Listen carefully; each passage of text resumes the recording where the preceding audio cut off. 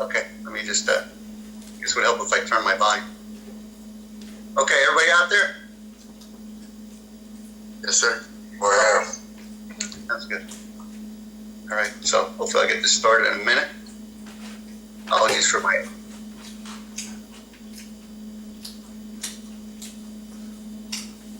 Any questions from the scoliosis last time? I'll just go over it again, just to review. Anybody? Okay, so just remember, so there's structural and non-structural. And the difference is one's reversible and one is not. There's usually two types of curves, major and compensatory, and the major curve is usually in the thoracic area.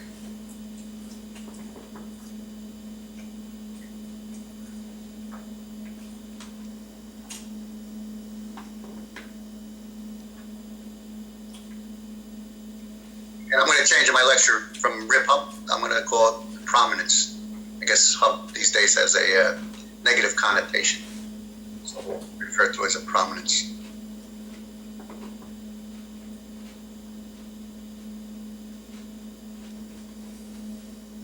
And just remember, most of the time it's idiopathic. Can be neuromuscular, again, strokes, hypotonia, poor positioning.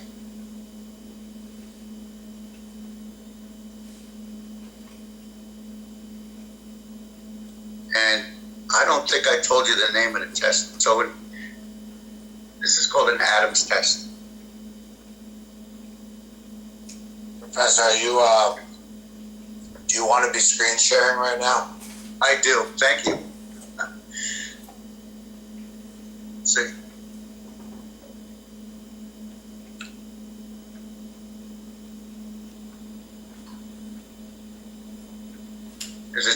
Can you see it now?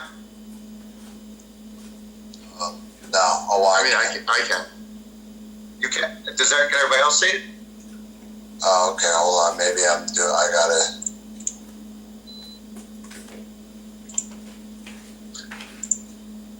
That's strange. Okay, it's on my end. I gotta figure out what's going on. Give me a minute.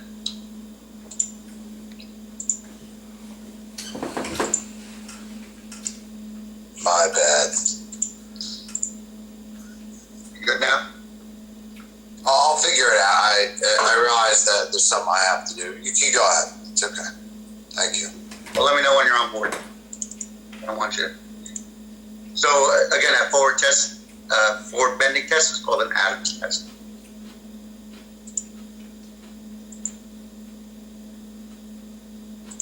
And so for spinal bracing, remember curves 20, 20, 25 degrees. That's when you start talking about bracing. And you wear them 23, 24 hours a day. They have an overnight one, which overcorrects, which is 8 to 10 hours a day. And then electrical stimulation also. Curves greater than 40 degrees, start thinking about an operative procedure. Now in the lumbar area, they can also do an anterior approach, which I didn't talk about as much. They go in anteriorly and they put a rod in and screws on the side of the spine to correct. Anybody think, what would be an advantage of going in the anteriorly? Anybody out there? Less recovery limitations? Yeah, just like the hip, you know, there's a little less trauma. You don't have to go through all those muscles in your back. It is a, delicate procedures. There is some anatomy anteriorly that you don't want to disturb. But certainly, a little less trauma, less recovery time, less bleeding. And for the fixation, it's not as traumatic as putting a rod in your back. But it's not done real often. So.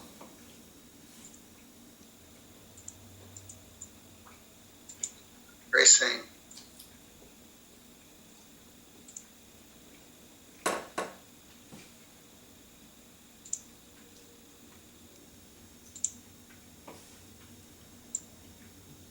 So everybody remember this Adams test. Adams test.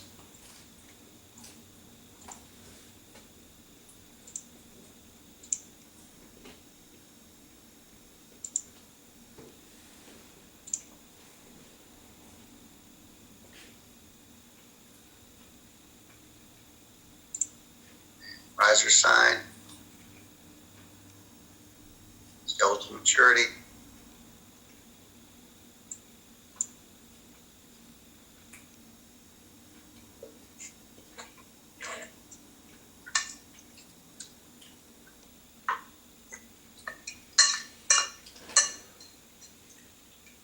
Everybody could mute unless they have a question. I'm sorry, you're going to have to hear me sip my tea, but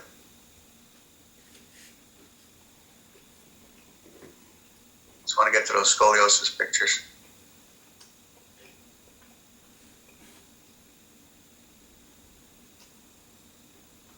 For those that want to follow along, I get uploaded to the drive. Say that again, I'm sorry. Sorry, we have a group Google Drive for everything, so I'm just letting people know that I uploaded everything.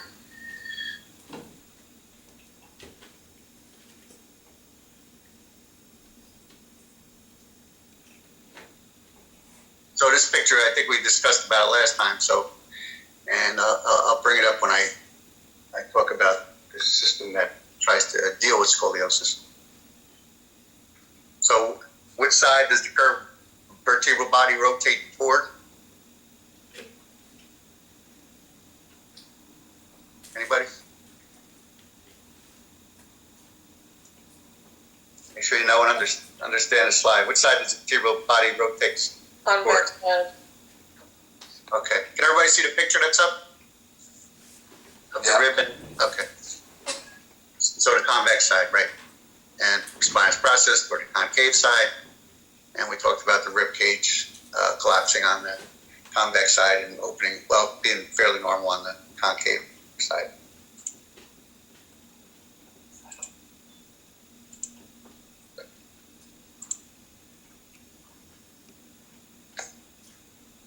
Riser sign.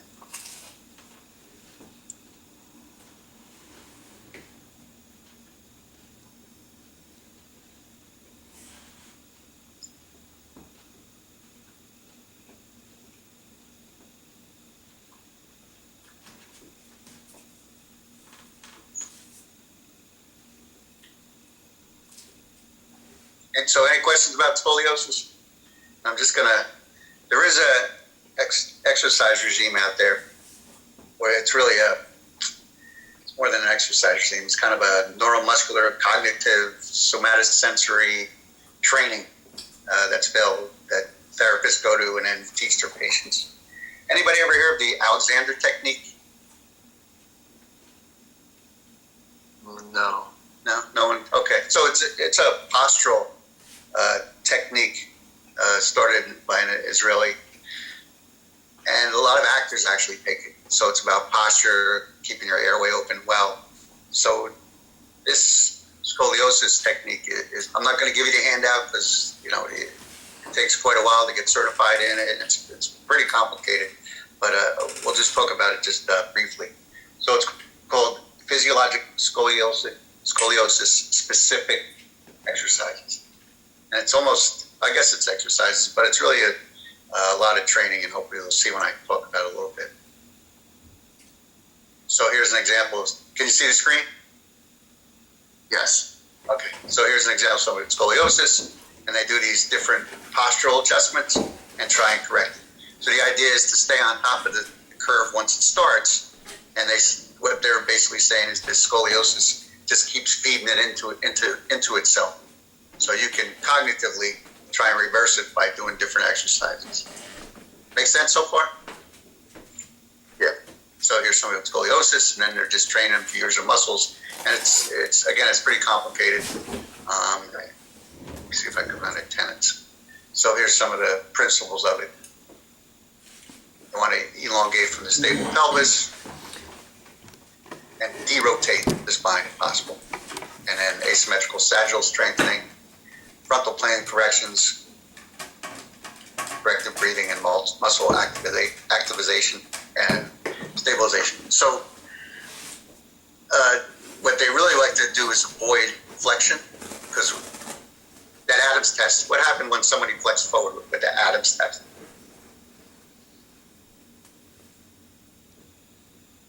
The hump pops out. Right, so we'll call it the prominence now, right? That's my fault for putting it in there. It's not in here. Sorry. Okay, so is it, yes. Anybody? Somebody had a question?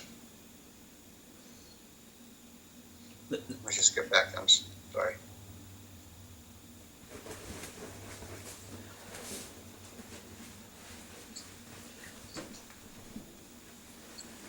So you get the rim prominence. Everybody see that?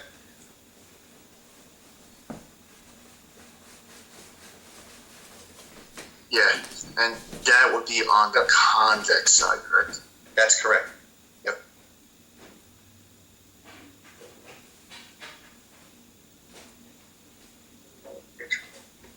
Sorry. Okay.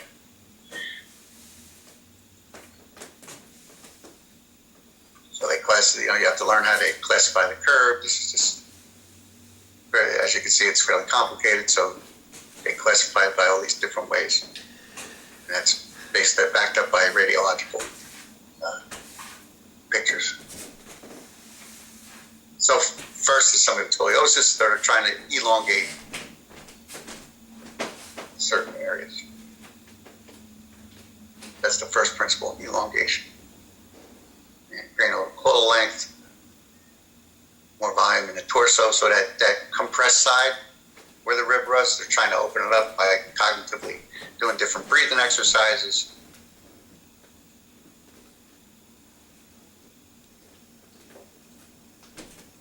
And then asymmetrical sagittal strengthening.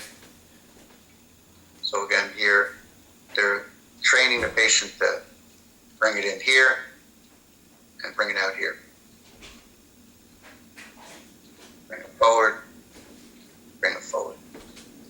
So to treat in the transverse plane. So derotation, right? So it's transverse plane derotation. And then here they're teaching to pull out here, bring this in, bring this in. So you're gonna straighten out the curve. And breathing again, trying to bring out that area on the concave sides where it collapsed. So a lot of breathing exercise. And then it gets pretty challenging as far as stabilization.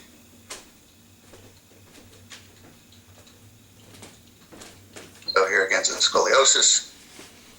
And they're trying to correct the pelvis. And here. So again, pushing out here, coming in. So they usually start off in supine. I don't know if, when you're teaching Williams flexing exercises, a lot of times when I teach deep breathing to somebody, I'll put them in supine. You just get a lot more proprioceptive feedback. Sometimes it's a little easier to learn something than starting in supine. So again, elongation, convexities, you're going to push it forward or inward. Concavavities, you're going to try and push them outward. And then they advance to sideline. So you can see it's pretty advanced, and just here's some proprioceptive input again. Those concaves. I had actually somebody come in and teach this, because one of the students, their brother, was a Schroth therapist in the city, and his big thing was saying that what we always learned was stretch the stretch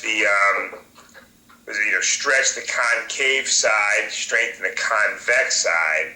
Right. But it wasn't necessarily that. It was more of the neuromuscular firing.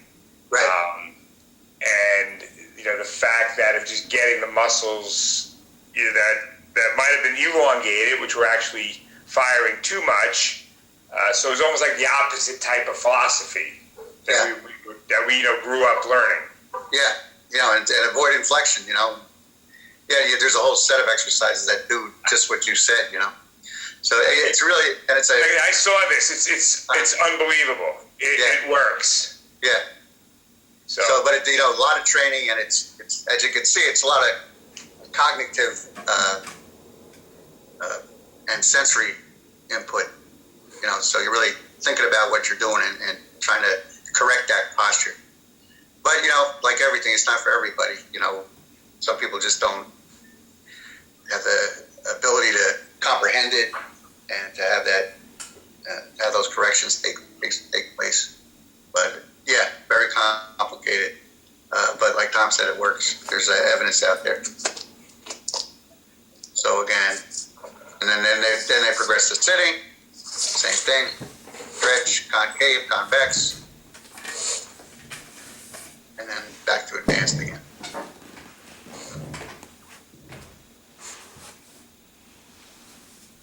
Okay. So, you know, if anybody wants to look at it further. Tom, who was that? That was for the senior class that came in?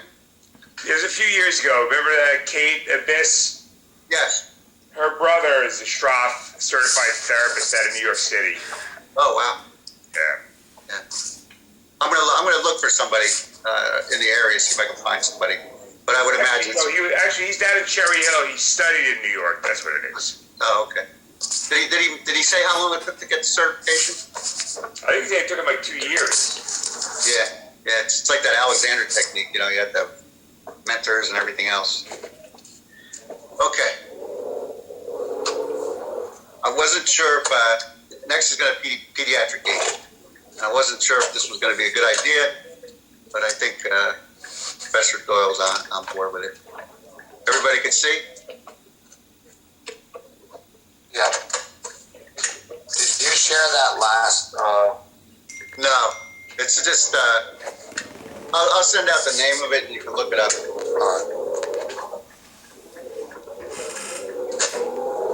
Okay.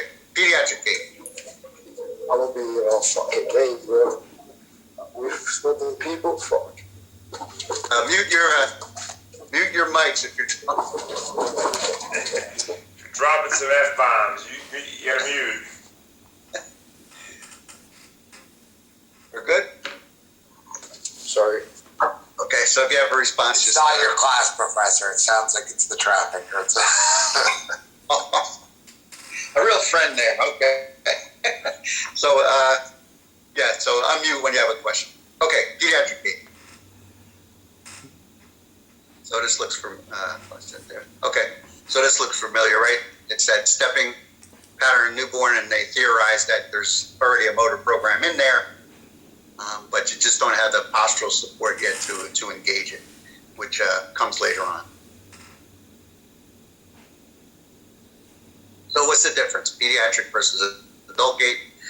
So in initial contact, the ankle for the pediatric patient, the ankle is plantar flexed.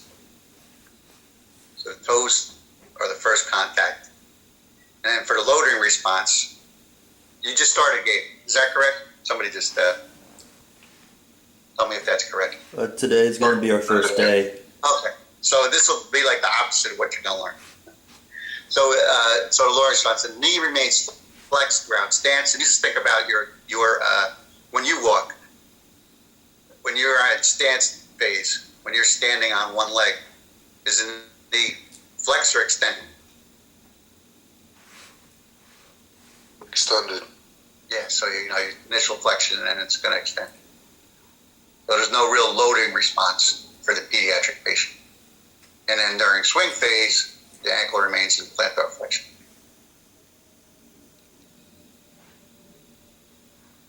I got to figure out a way to do this.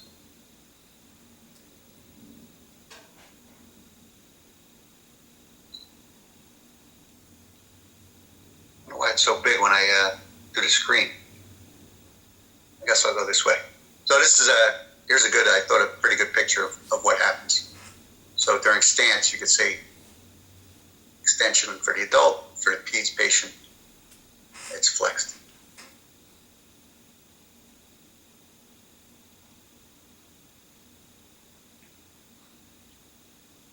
And again.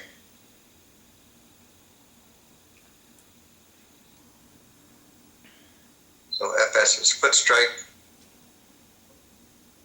And OTO is opposite toe off. So again, follow along. What else do you notice about? So that's the leg. What else do you notice about the child? Their posture. Anybody? I mean, appears to be a little bit of more exaggerated lordosis, forward, almost like a forward lean as well. Okay, good. Yep. They're in high guard. There you go. So, right. So they don't have the postural stability yet for that reciprocal arm swing. So they stay in high guard. So they lock the upper trunk in, the shoulders adducted.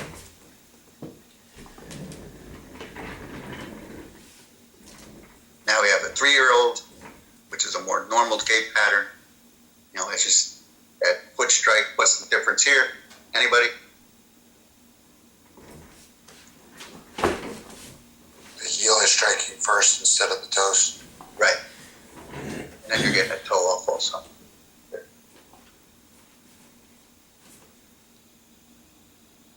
And this is skeletal alignment as you go through maturity. One big thing that comes up in pediatric population and is a concern sometimes for parents is this in-towing. So why do you think, what are some reasons you think there are for in-towing this, they call pigeon-toed? Anybody? High chance of knock knees. Okay, so what do you think causes it though? Maybe they have a weak core and they've just been like W sitting all the time. That might be one reason.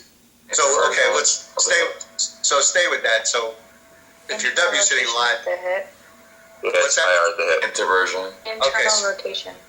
Okay, internal rotation at the hip. Now what else? Where else could it have? They're overweight. Let's stay on the skeletal piece.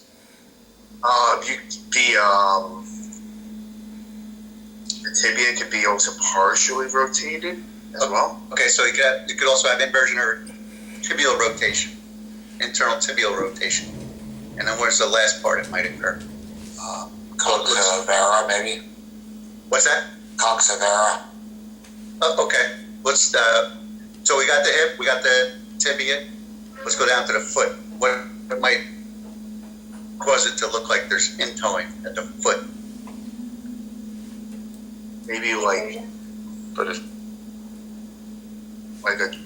a metatarsal drift, like to the inside. To the Yep. So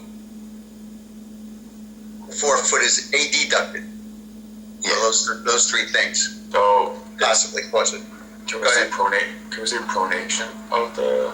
No, it's not. Well, it might go along with it, but it's more metatarsus adductus. Adductors. Yeah.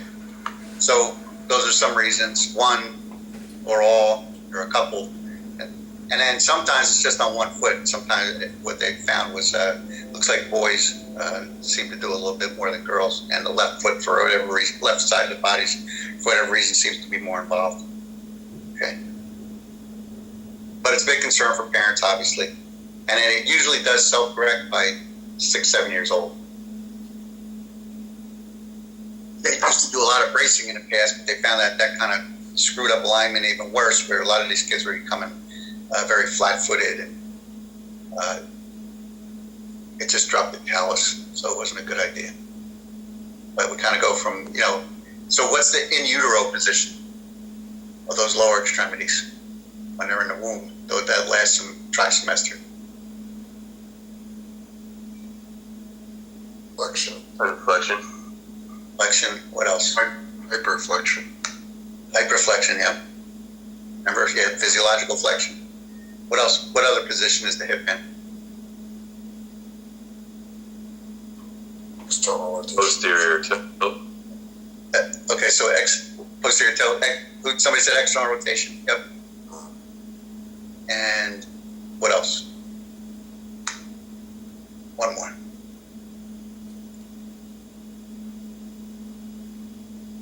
Are the legs crossed in utero?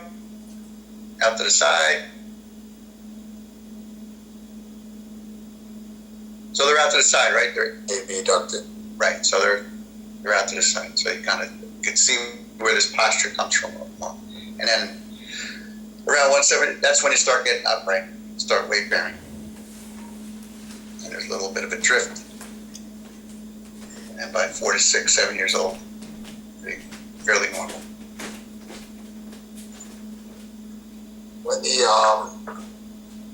When the hips come forward, I'm trying to remember, is that increased anteversion? Is that what's going on with the knees, or I'm sorry, with the toe in also? Yes, well, it could be.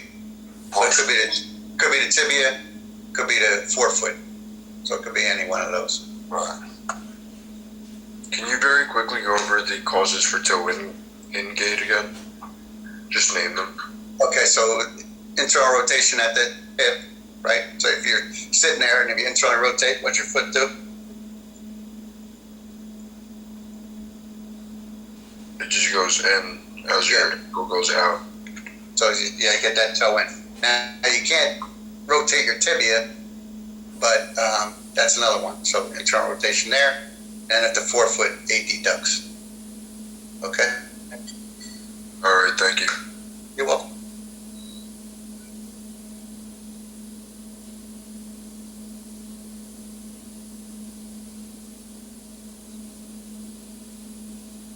So just a quick video.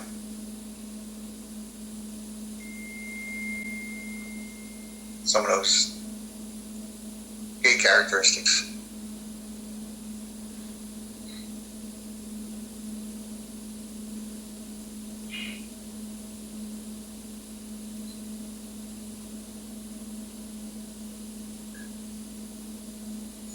So everybody saw that forefoot slap, right? One more time.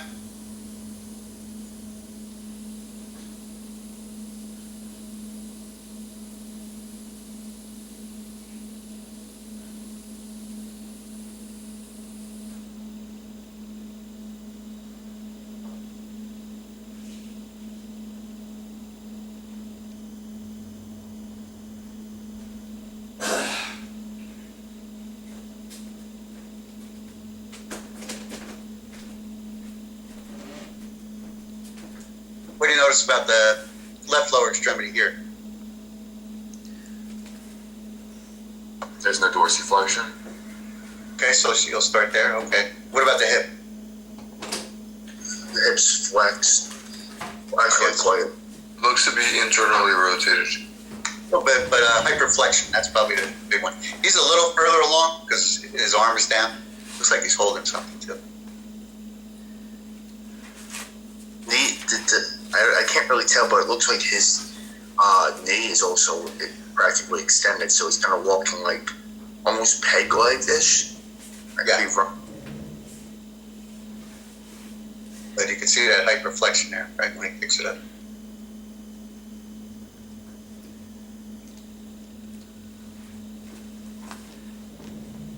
And he's gonna slap his, you see all the, he's, so I can't do this.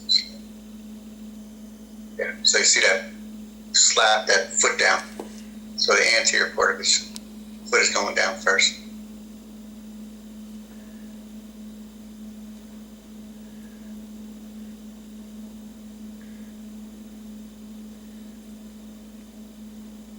But he's a little further along because his arms are not real high guard. But still, you get the picture there. There's a lot of hyperflexion. And you can see how much he's coming forward.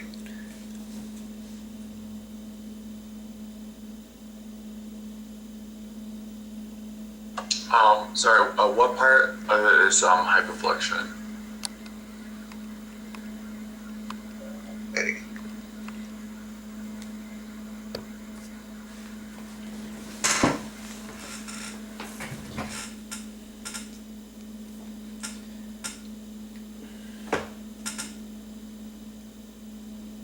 Now he's turning a corner, so it might have a little bit, but you can see how much flexion he has. It's really a steppage gait. Same thing, somebody with weak dorsiflexors, you have a couple options. So if you have weak dorsiflexors, how can you clear the floor when you step forward? Hyperflex. Your hips. Yep, so you can do steppage gait. What else can you do? Circumduction. Circumduct. You can swing it out to the side. Yeah. And then lastly, it's not really so much a hip strategy as a lower extremity strategy. But any ideas on one more that might, if you have weak dorsiflexors, what you might do? Forget what it's. Could you Oh, go ahead. your forearm to lift up your hip?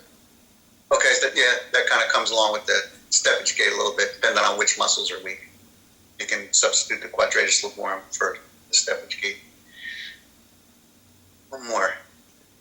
So I don't know what it's called, but you basically like plantar flex on the weight bearing leg and, shoot your body up. Vaulting, yep. Vault, yeah, there you go. And then one more. Not so much. I'll just say it. So let's say I have a weak right dorsiflexor, like I had a stroke. A lot of times they'll take a big step with the left foot, and then the right foot just comes up to meet the left. And they're actually, a lot of times, they're kind of walking sideways almost. So they never really clear the floor with that foot. Can everybody envision that? I'll try and get it. I think I have a video of when we do stroke. So it's like a step 2 gait. Take a big step with the left foot, and the right foot just comes up to meet the other foot. Make sense? Anybody? Yeah. So let me see if we can get there. Here's some more hyperflexion. And you can see the foot's way out there. But again, he's a little further along because his arms are down. That's my baby. Who's that? That's me. That's my baby. He's 15 months. He's 16 months. Oh. Stutz-Doyle sent me these. He didn't tell me what his prize. So again, hyperflexion, right?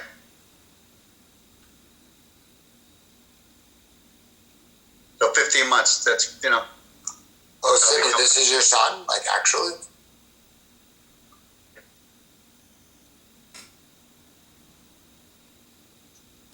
Wow.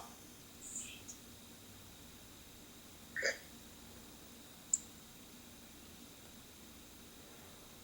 Trying to get out of here.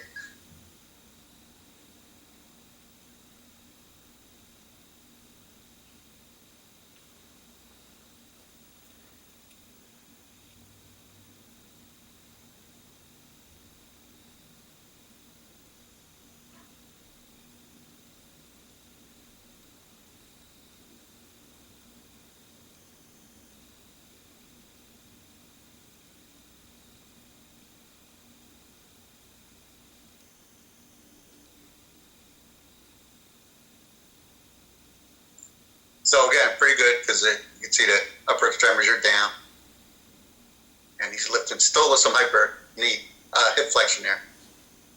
And what's different about this scenario compared to the last one? Anybody? It's a wider base of support Okay. And why do you think that is? because he's walking on glass. Right. So the support surface has changed, and he's got some sneakers on.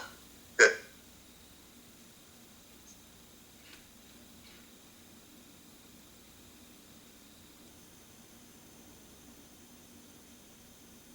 Well, watch the weight shift here. So wire base of support, and where it's a big lateral weight shift, right? Everybody see that?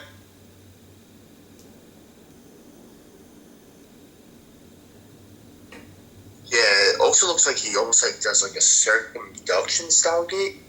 Is that correct? A little bit. It's probably more so that he's got such a wide base of support that it looks like that. Oh, okay. But there's a little bit of that going on. But you just see that big lateral weight shift, compared to the way we walk. Wide base of support. But if you had a wide base of support, you would have it too.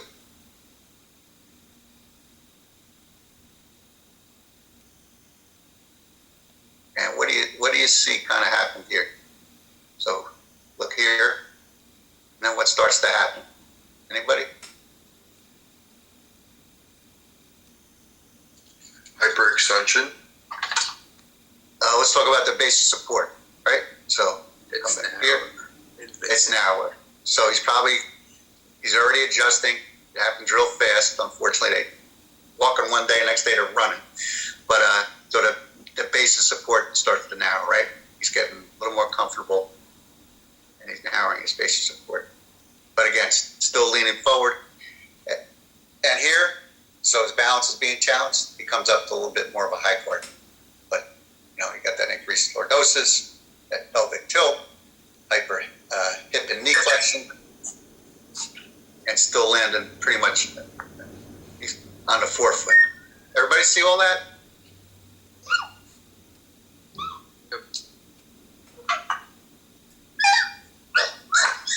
Gigi, come here.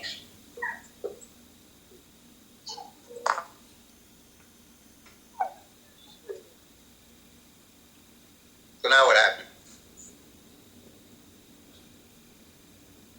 See something he likes. So he stopped, and what did he do? Return to a wide base support. Right. Yep.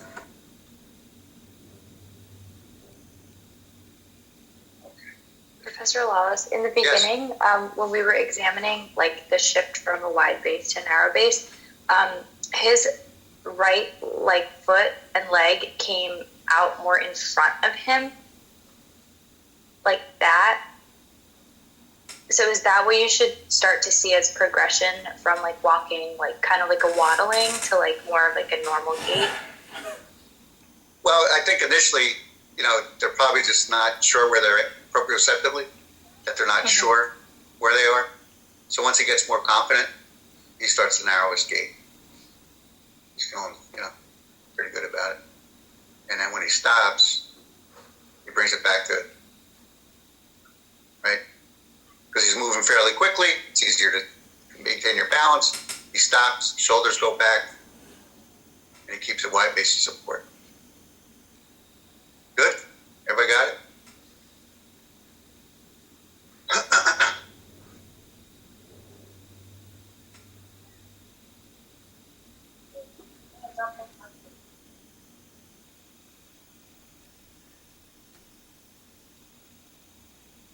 Sorry, gang, I'm a little, okay.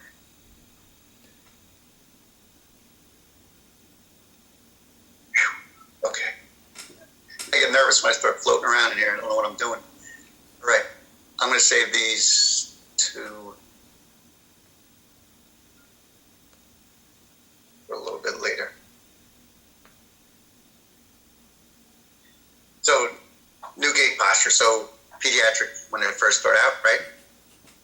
Trunk and pelvis. There's, as you noticed, there was no real reciprocal arm swing. Forward leaning of the trunk and the anterior pelvic tilt. I'm sure everybody pretty much saw that. The hips were excellent rotated. Increased hip flexion and abduction during swing phase, and no weight shift. Increased medial to lateral, and it's related to step width. So I don't think we can see the PowerPoint. Oh, thank you.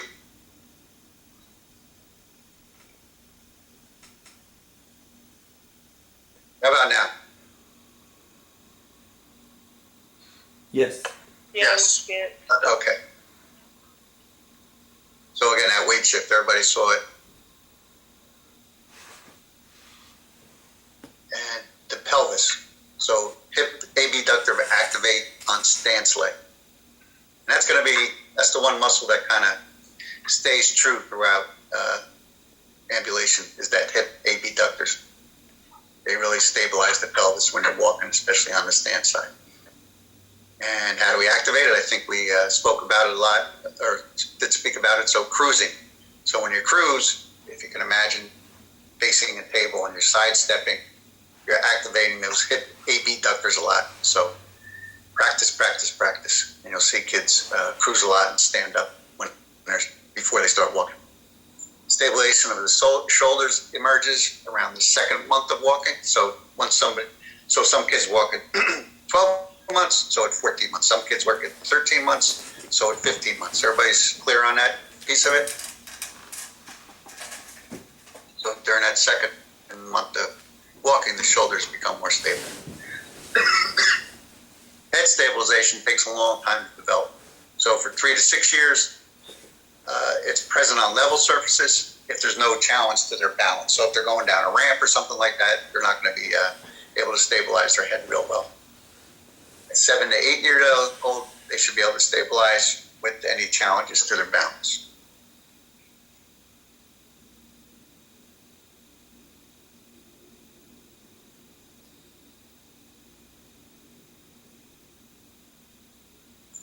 So heel strike and reciprocal arm swing appear around 22 weeks after independent walking starts.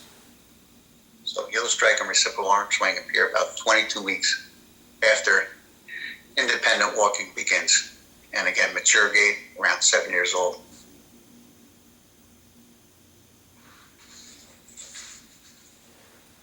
First year of walking. So what do the mechanics look like? Increased step length, increased time in single leg support, decreasing step width, decreased cadence and step frequency, and increased velocity. So that's the goal of that first year. So that's pretty much, normal gait. So what about muscle activity during the first year of walking? Professor? Yes. So you're saying, you're saying that's not how it starts. That's after about, throughout the first year, this is things you're going to see. Correct. So the step length is going to be increasing time in single support, decreased step width. But at first, it's going to be all the opposite of all these things. They're going to have. Correct. Yep. Okay. Yep. They're going to have remember those short little steps? They're going to have less time in single support, right?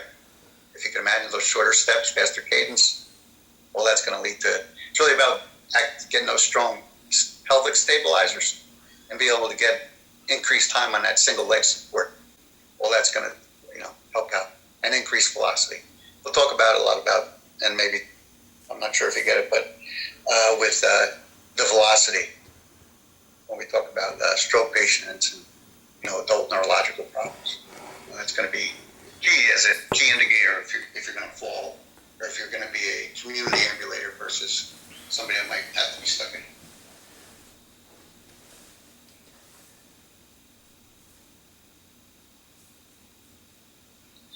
So I'll make sure I don't miss anything. Yeah.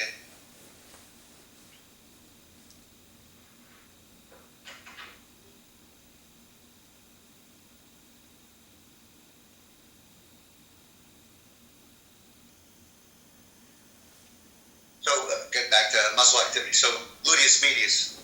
So that's the one thing that really doesn't change. It's firing, it's going to keep firing. Gluteus maximus decreases firing. Quadriceps and hamstrings decrease. So you remember the picture of the toddler walking.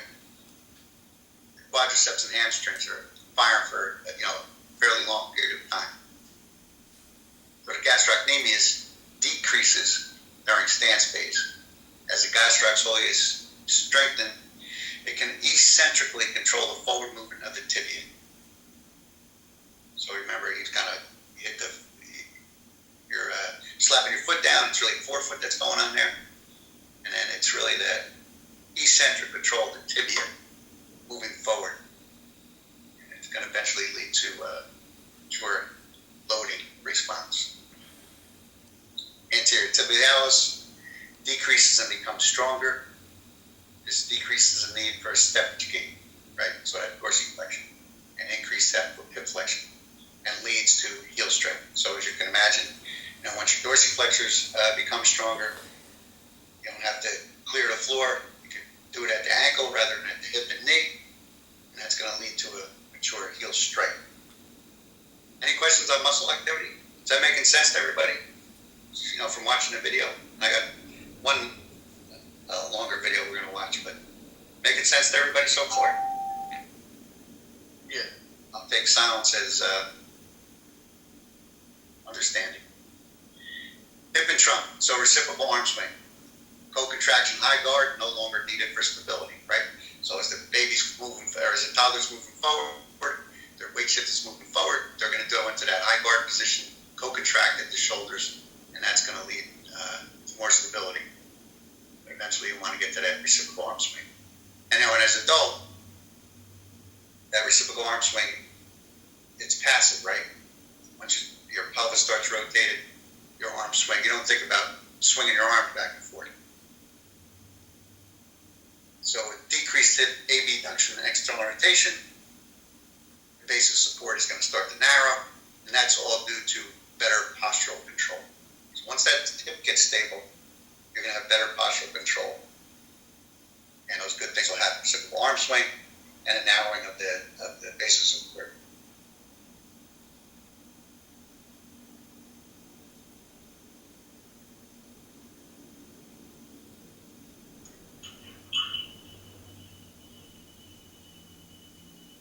Facial temporal changes. So again, those are muscles. How do muscles fire? Temporal, how long they're doing. So stance time for a new walker is 32% of the gait cycle. 32%. Enter in the stance phase. For an adult, it's 39%.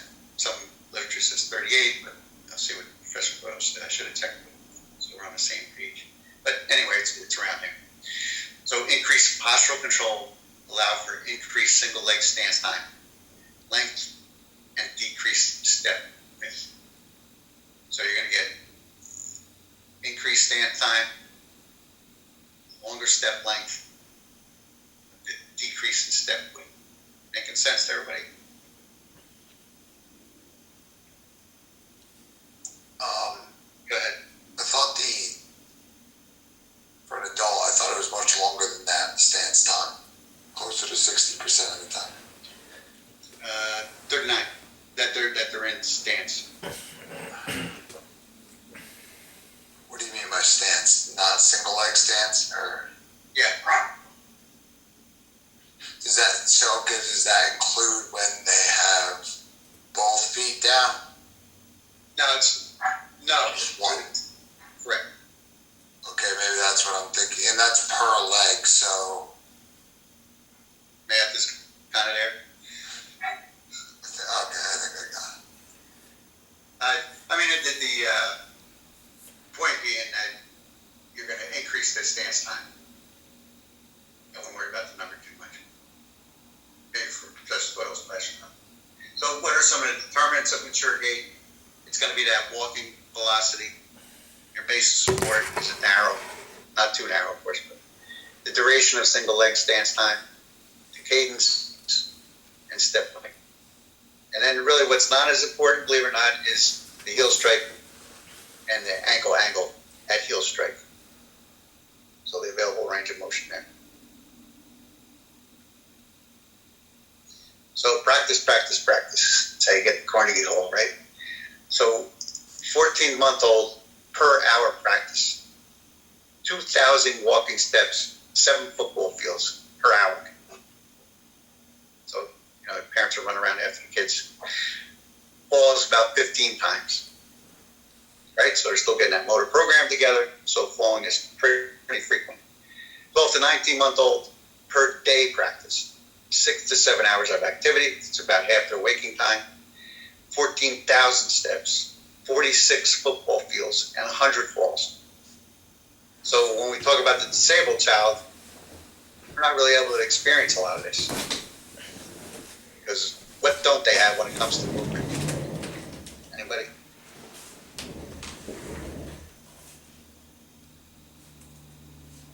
When it comes to movement and posture, control.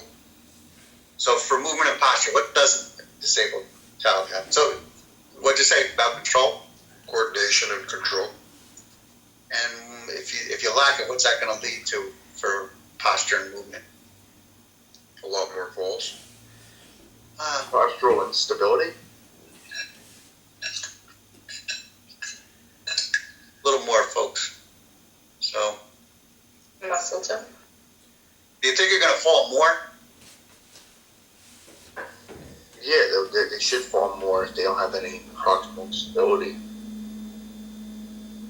But that assumes what? That they're gonna be falling more. What does that assume? Oh, that they're actually going to be walking more. Right. So for posture and movement, again, what don't they have? Posture reaction. It's probably a tough one to answer. So for posture, most of the time, for severely, especially, they're not going to be able to assume or maintain that posture, right? So they're either going to be prone, supine, maybe sitting with some support, and they're not going to be able to transition to a movement. So they're never going to get that postural experience, that somatosensory vestibular experience of movement. So what they lack is movement. So if you don't move, you're not going to really have the opportunity to fall. Now, when you're up and moving, maybe you're going to fall. But if you're not moving, you're not taking 2,000 steps. You're not taking 14,000 steps, right? Everybody get my point?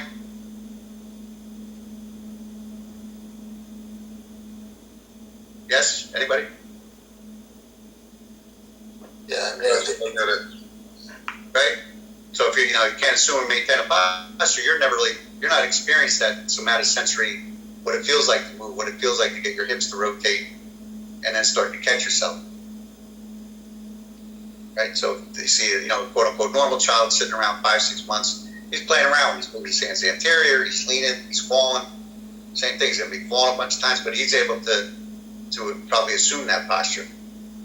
He's experienced all those motor sensory experiences that are gonna, over time, he's gonna get better postural control, better righting reactions, better protective reactions, and he's not gonna fall as much.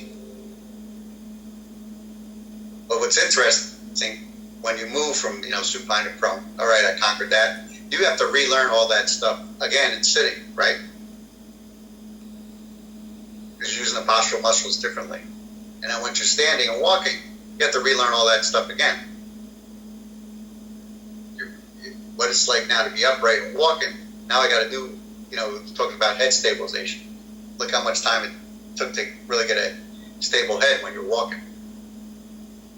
Making sense to everybody? So every time I get these new postures that I'm going to be in, I have to relearn how to fight gravity, basically, to get going again. I have a question. Yes. So for kids that have like DCD, when do you actually diagnose somebody with DCD? With what? I'm sorry. Developmental coordination disorder, you think? Oh, okay. So same thing. It's just going to be how they're acting, what they look like. It's not there's no age. Could be early on, but usually they're probably going to, again, have delayed motor milestones. So late sitting, late ambulator. And then there's probably, if you get to a therapist for early intervention, they're going to notice that they're low tone and there's some discoordination there. But again, same thing. Everything's going to be a little delayed, and they're just not going to have the confidence to do things. So, they're not going to get 2,000 steps in, 14,000 steps in. Is that piece of it making sense to everybody? When you're delayed or you have a problem, you're not going to get those opportunities to fall as much. And when you fall, you learn. Anybody? Making sense? No, it does. Okay. And the same thing for an adult that had a stroke. It's practice, get them out there and get their practice in. That's the big problem. We don't have 8 hours a day to spend with one patient. So it's difficult. You just want to get all that proprioceptive input getting back there again so they can work on those equilibrium, righting, and protective reactions. Really, so that proprioceptive input, that's got to get them going again. But they have to practice. They have to have these opportunities to engage your somatosensory system, your vestibular system. Okay? Making sense to everybody? Yes, sir. Hello? Yeah. Okay. Videos.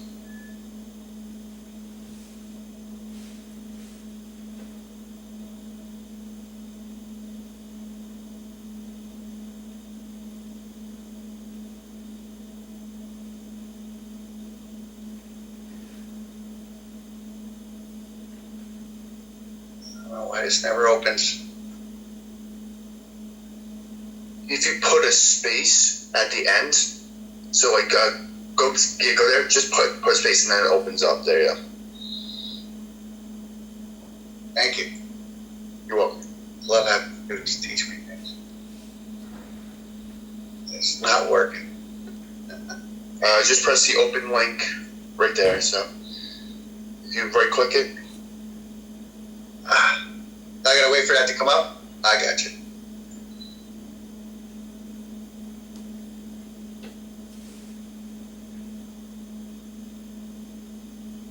So same thing. I can't. Let's see.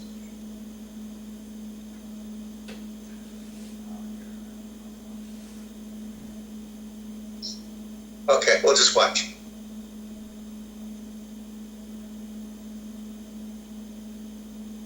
So again, what do you notice? Well, we don't see anything right now. You don't see anything. Okay.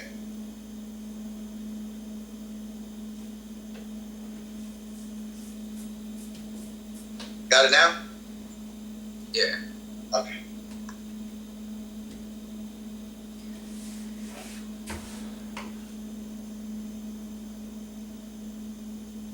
So what do you notice so far? It's like a steppage gate. Yeah. Again, so stepped gate, landed on the forefoot. Can't see it from this angle as well, but again, you can see that protruding bellies. He's got a little anterior pelvic tilt there, and shoulders are back, semi-high guard position. So there you can really see.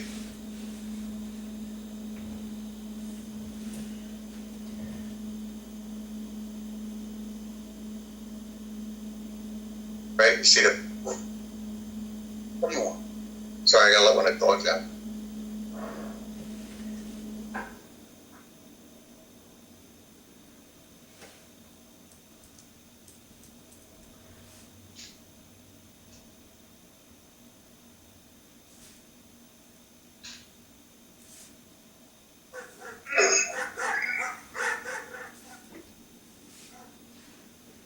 Everybody see that? You know, you can really see the foot slap there.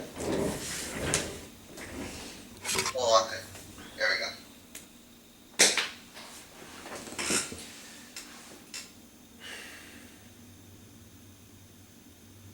And you see the hybrid hip flexion.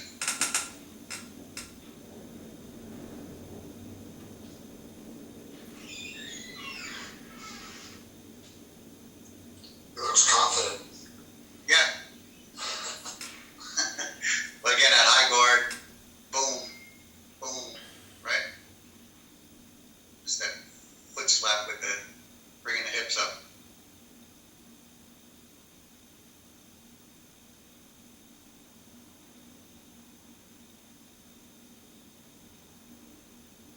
And that weight shift over here is actually getting his arms down. With practice, you know, it happens so fast. You know, with practice, he's already getting his arms down. You know, at the beginning of the video when he first started out, he was more high guard, right? So again, it's over here, you know, wide base with a lateral weight shift. There you can really see the lateral weight shift going on. High guard.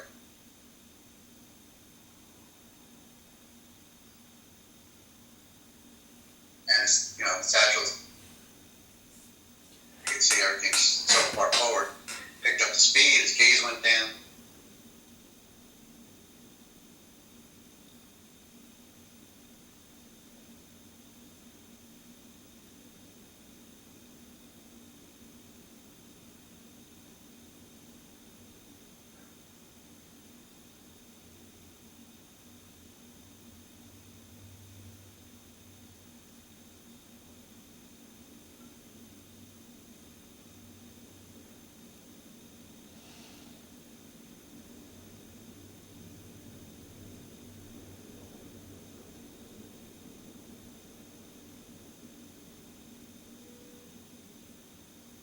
But you can imagine if, you know, this was an adult, they were a couple 100 pounds, just not a lot of shock absorption going on there, right?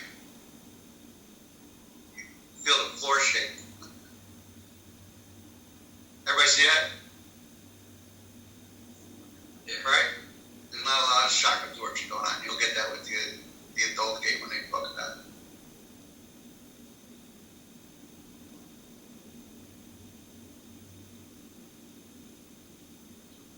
One way to destroy your hips. Yeah, right.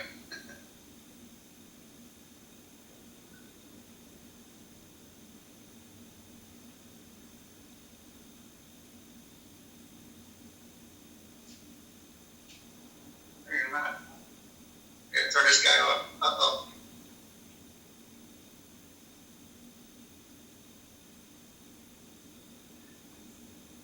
You still there, everybody? I didn't lose you, did I? No, Okay. no, we're here. Now this next one's is very good, but it's a little long.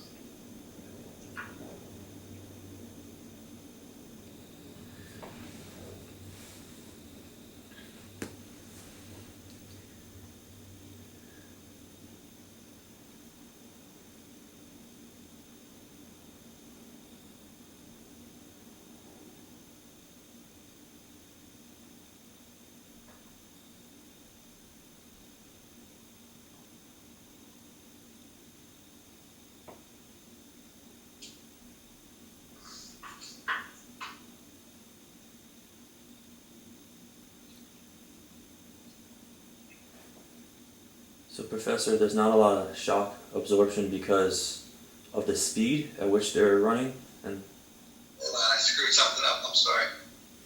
It's like I can't stop it.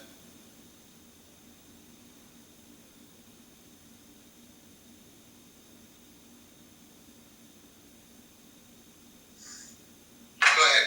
Say that again? I was just asking why there's not a lot of shock absorption. So, what position is the hip in? It's flexing while they're stepping. So, flexion, what else? External rotation. External rotation. What did I say about external rotation? What's the joint doing?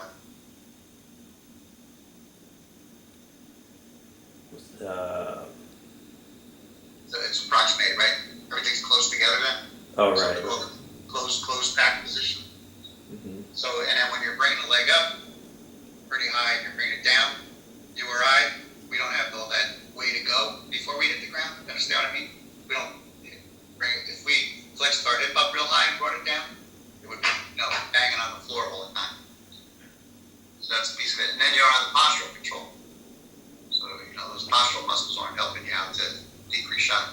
And then when you study normal gait, you'll see when the heel strikes, and as soon as it starts to hit the floor, it starts to pronate, hit initial supination, then starts to pronate, and that's going to help absorb shock. And that's not happening with the child. He's just slapping his foot down. I think it's going to make a lot more sense when you do mature gait. Making sense so far, though? Some of the reasons? Yeah, it's funny because I had a landlord who was deaf. He had some type of autoimmune something with his ear. I don't know exactly what, but now that I'm watching all of this, at some points he did do high guard, and at some points he was stepping fast. And this gait video that we're watching, he sometimes walked like that as well. Yeah, maybe he's got some neurological disease going on here. Yeah, it was definitely neurological, but yeah, very similar to this primitive walking.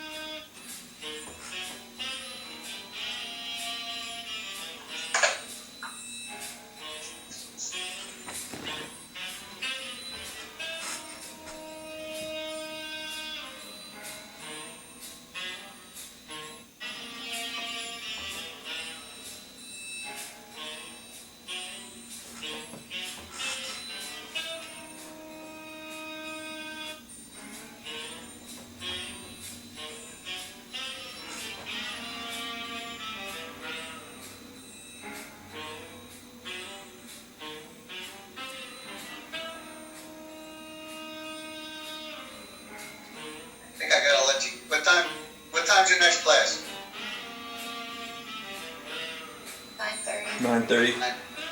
9:30. Okay, maybe I'll stop here and we'll finish next time. This is a really good video. A little old, but nothing's changed since then. It's just a nice population. They have some norms in there as far as what you can expect as far as gate goes. Everybody find that video helpful? Yeah, definitely.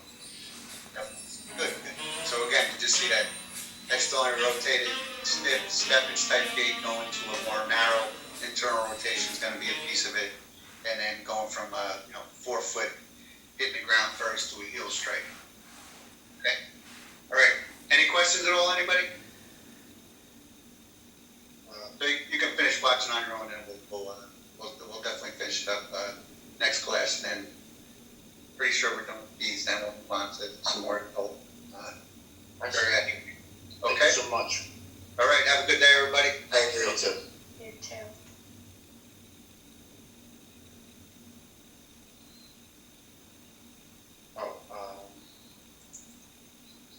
Be in class Wednesday or are we here online? I think we're going to be online for a little while to come here. So, Okay. unfortunately. Sorry. Thank you so much. All right. Have a good day, everybody. You too. Bye.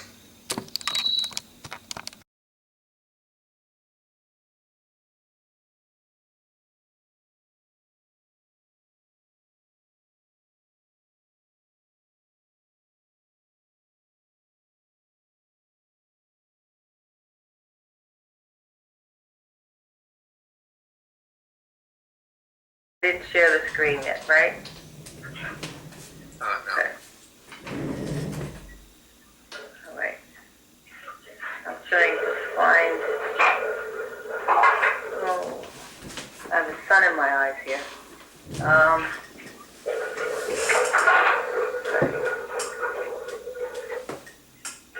This is my husband washing dishes.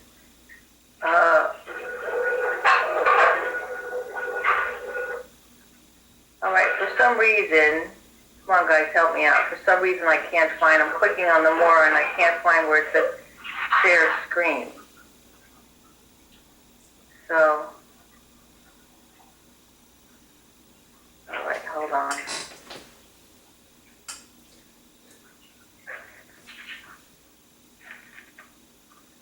Okay. It should say right. There you go, I got it. Okay. All right, now you see it, right? Yes? Yes. Okay. And you want me to...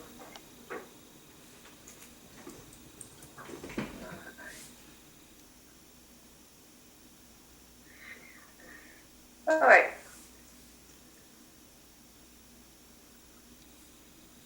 All right. As you can see,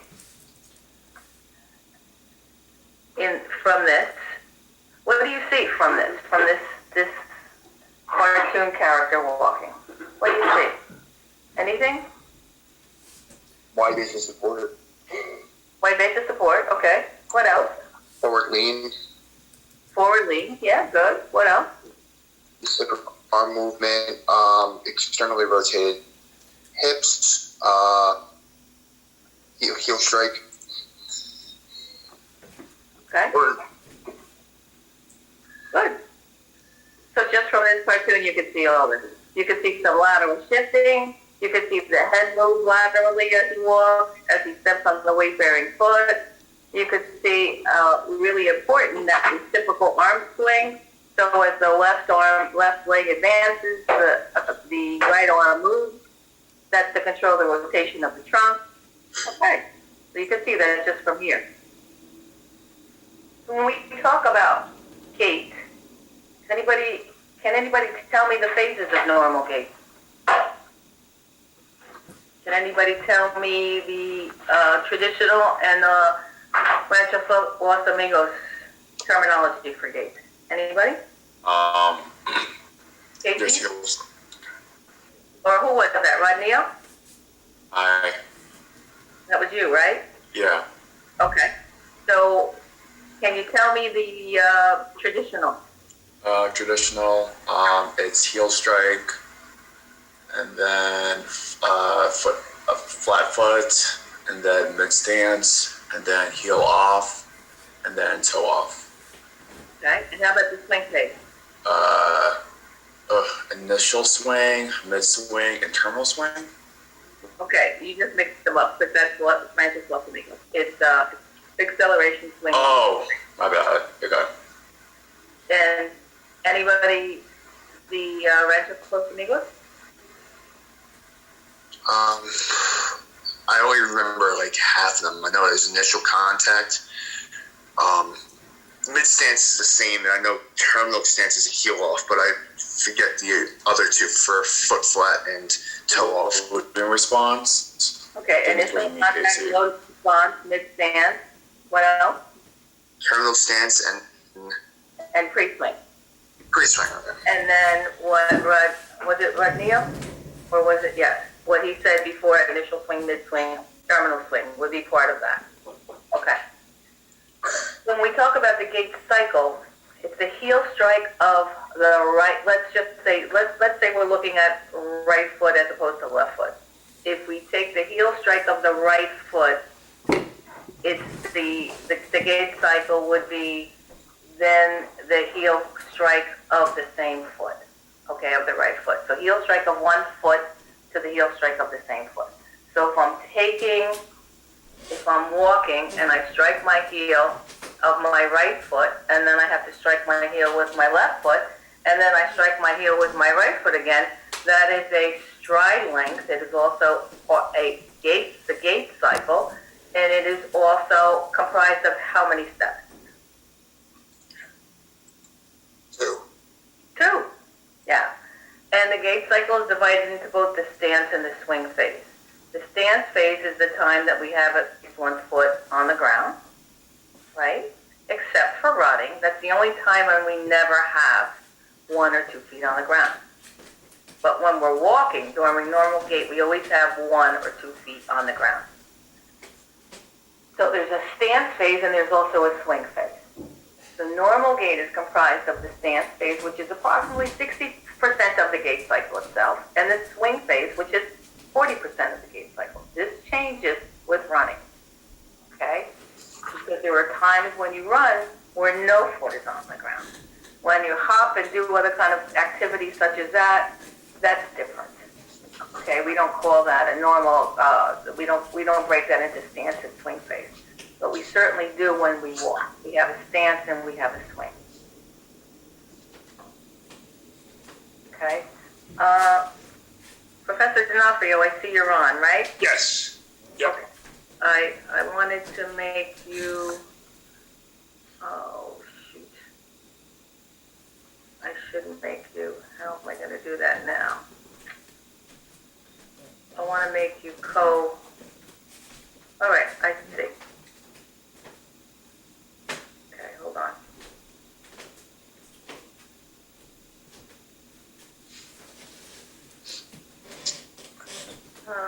Sorry guys, just give me a minute. I'm looking for you. Why don't you show up? Oh. Okay, make co-host. Okay. I just made you co-host so you can show some things. Yep. So when we talk about the gait cycle, we talk about the fact that it has temporal, time, and spatial parameters. So it has something to do with how long does it take to perform the action itself, how long does it take to walk 10 meters, how long does it take to, what's the time it takes to perform 2 steps, as opposed to what's the distance covered. So there's spatial and temporal parameters associated with gait. So when we talk about specific terminology, and one of the things I'll send you is a study from Oberg, which is a Veterans Administration study, which is excellent, and people still use that during any gait research. Always refers to, I don't know if it's a seminal article, but it is an article that is used, and he talks about the parameters associated with gait, what's the cadence, or what's the steps per minute, or and what are the normal step lengths, stride lengths, etc. But a step length is the distance of 1 foot to the heel strike of 1 foot to the heel strike of another foot. So if I take that same right foot that I'm walking with, and I strike my foot on the ground with the right leg, and I now advance my weight to the left leg and heel strike on the left and begin swing on the right, that is known as a step length, okay?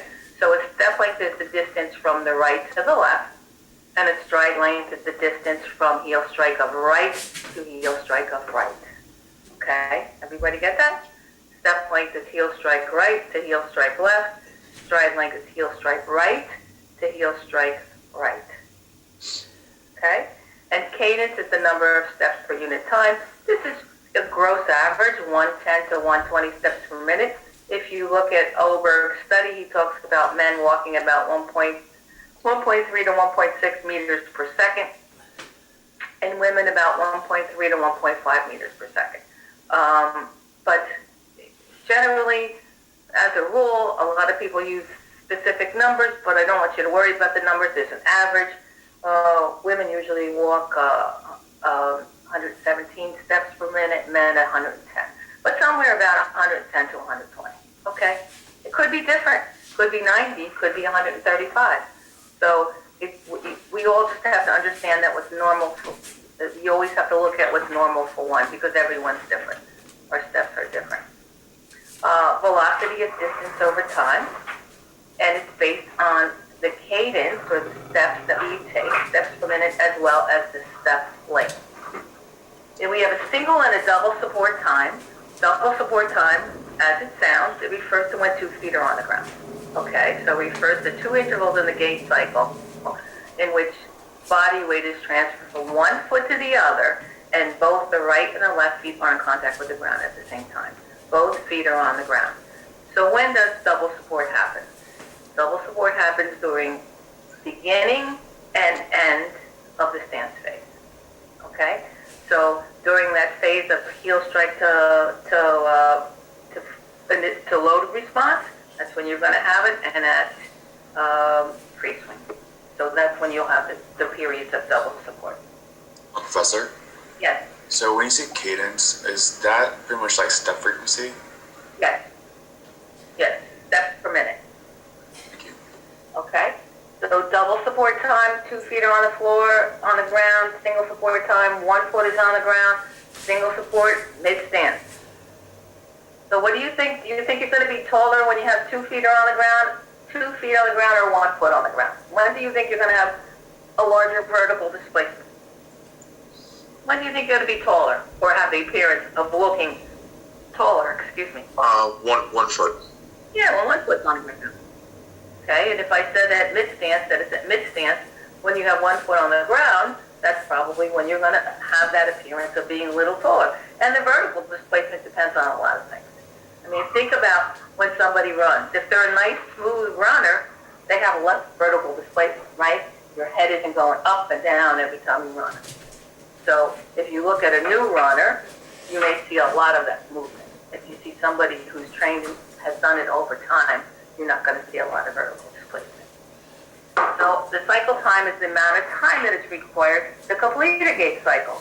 So what is the cycle time? What does that refer to? If I said step length and stride length, and we talked about what a stride length is, and we talked about what step length is, so the gait cycle is 2 steps, yes? Heel strike of the right foot, the heel strike of the right foot. So 2 steps, and that's the time that it takes to complete those 2 steps. So here's your spatial parameters, your step length, your gait cycle. What did I just say? Your stride length. So here's a step, here's a step. This whole thing is the gait cycle. Okay? And we do have a video of a normal, Professor D'Onofrio, in Physio U, because maybe at the end of this we'll pull it up. But meanwhile, if you could do that for me, go to Physio U and just pull up the normal, just the normal gait, and then see if we could share that with them after this. All right. Stick angle is a normal toe-web angle, and it's anywhere between like 5 and 18 degrees.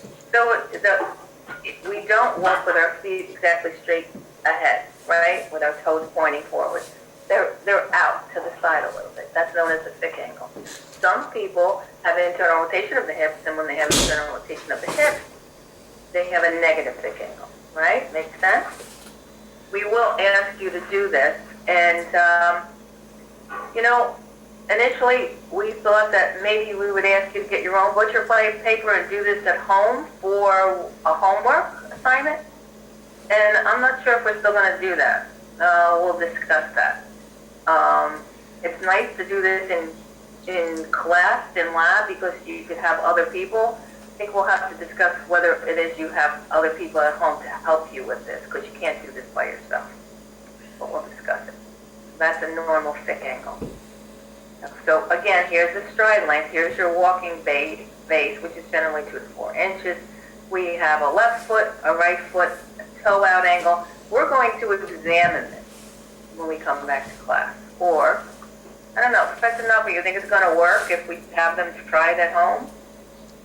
I think we can wait, do it in class when we get back next week. Maybe we'll do it on. See, I was just telling them too about practical exams.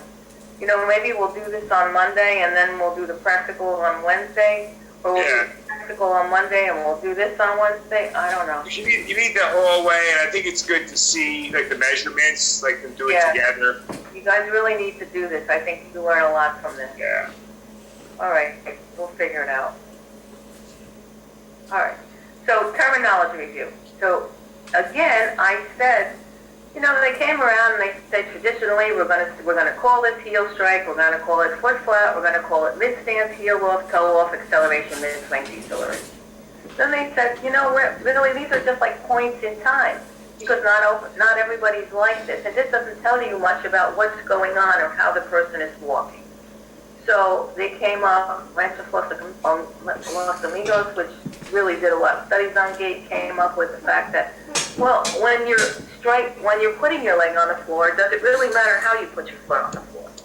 So it's kind of like, and gait is a continuous motion. It's just not, okay, I'm going to strike my heel, and now I'm going to put my foot down, and now I'm going to put my tibia over my leg, and now I'm going to take my heel off my toe. It's a continuous motion. So you have an initial contact followed by a load response, followed by one leg on the floor, followed by terminal stance, and then a pre-swing where the toe starts to come off and then the initial swing. So that's why they made these terminologies, they changed this review. But yet you still see both words, traditional and the RLA, in books. So you'd have to know both of them.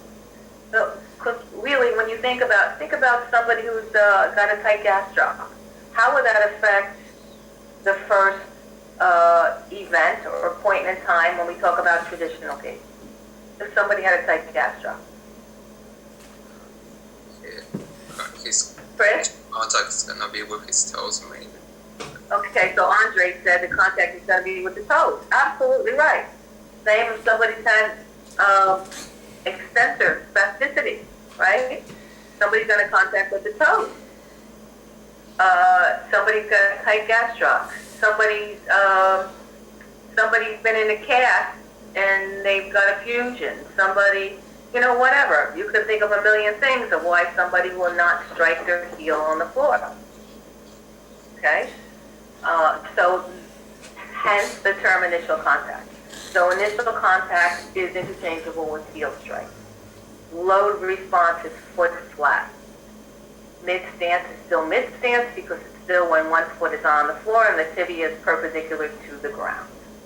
Okay, and the body weight is directly over the tibia. That's always mid stance. Terminal stance, time when the heel starts rising. Pre-swing is when the toe starts coming off. Initial swing, acceleration, mid-swing is still mid-swing. Terminal swing is deceleration. When we talk about gait, also we talk about forces. So we'll talk about forces or in terms of moments, and we'll talk about an external moment versus an internal moment. So an external moment might be something like the effects of gravity or the ground reaction force as we strike the ground. So if we strike the ground very hard, and we come down as a very heavy walker, the force generated through the limb is going to be that much greater. And the force generated through the limb, depending on where the force angles, is going to cause the joint to move. So if I have my foot and I strike the ground, and the force is behind the knee, it's going to cause the knee to flex. So as it causes the knee to flex, what's going to have to happen? Andrew? Andrew? Sorry, can you repeat the question? No. This is why I hate this Zoom. Because you're watching TV, you have the news on, you're drinking coffee, you just made your toast. Eating bananas. Okay. If the ground reaction force during heel strike or during initial contact is posterior to the knee, what's it going to cause the knee to do? What's that force? What's that external force going to cause the knee to do? It's posterior to the knee.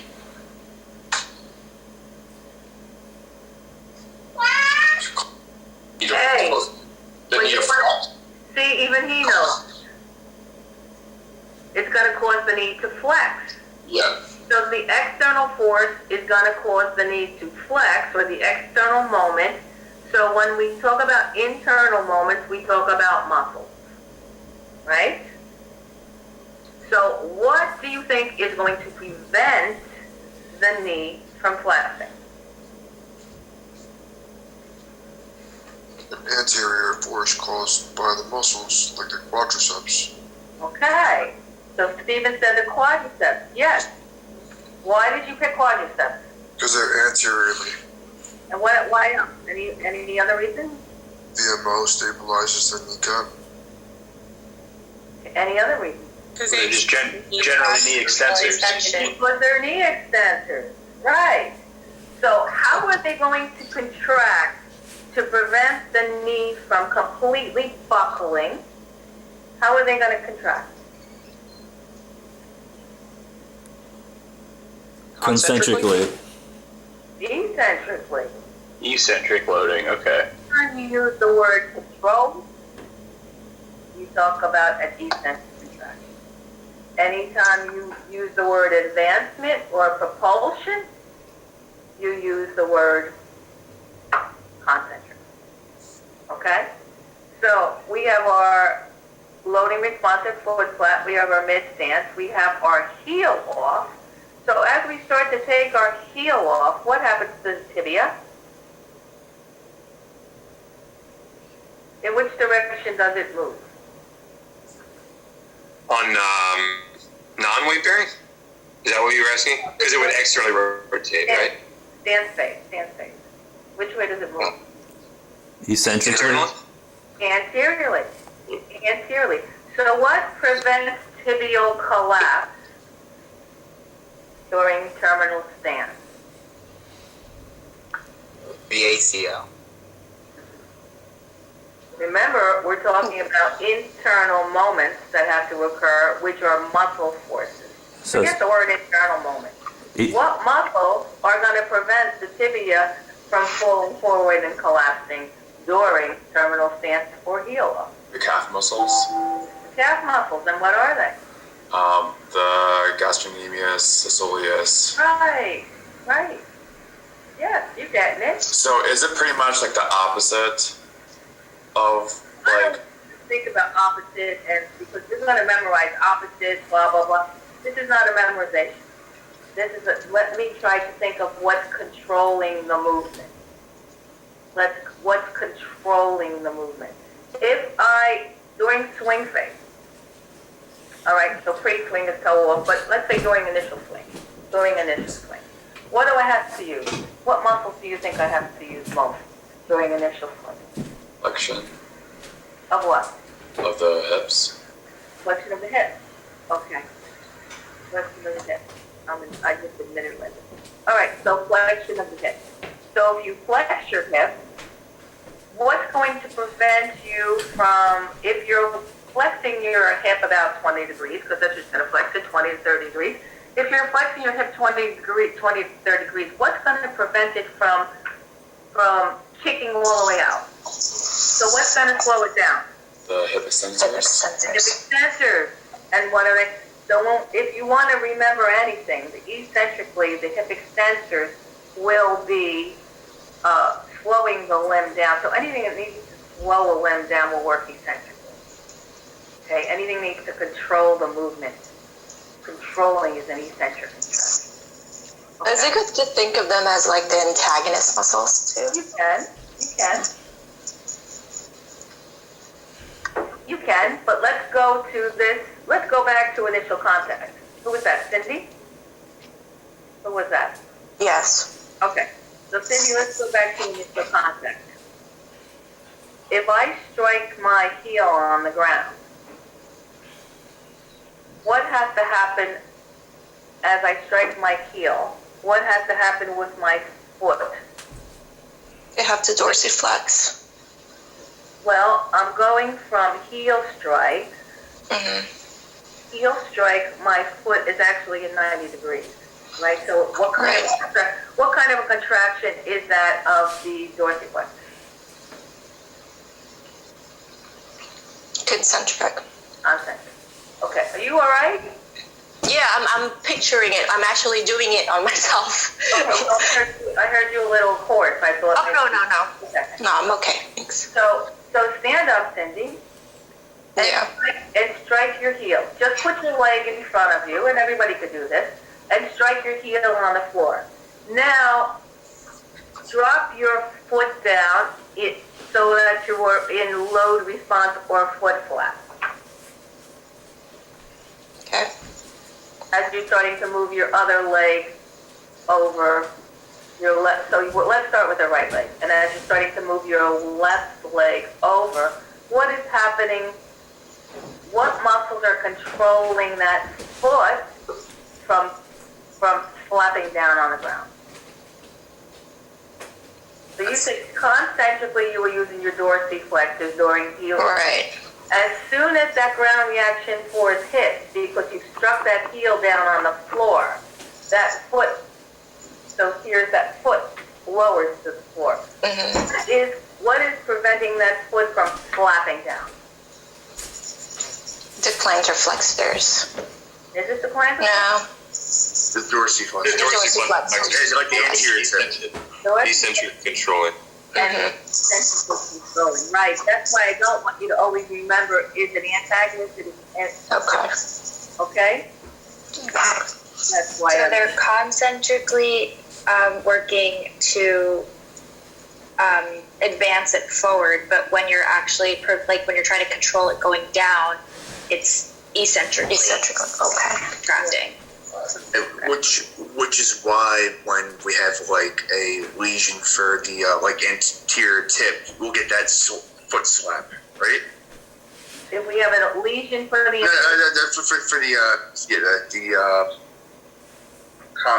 the common peroneal. Is that the right one? Is that the right one? Oh, now I'm looking like an idiot. Oh, you're not. No, you're not. Let's break that down. Common peroneal splits into what? Common peroneal.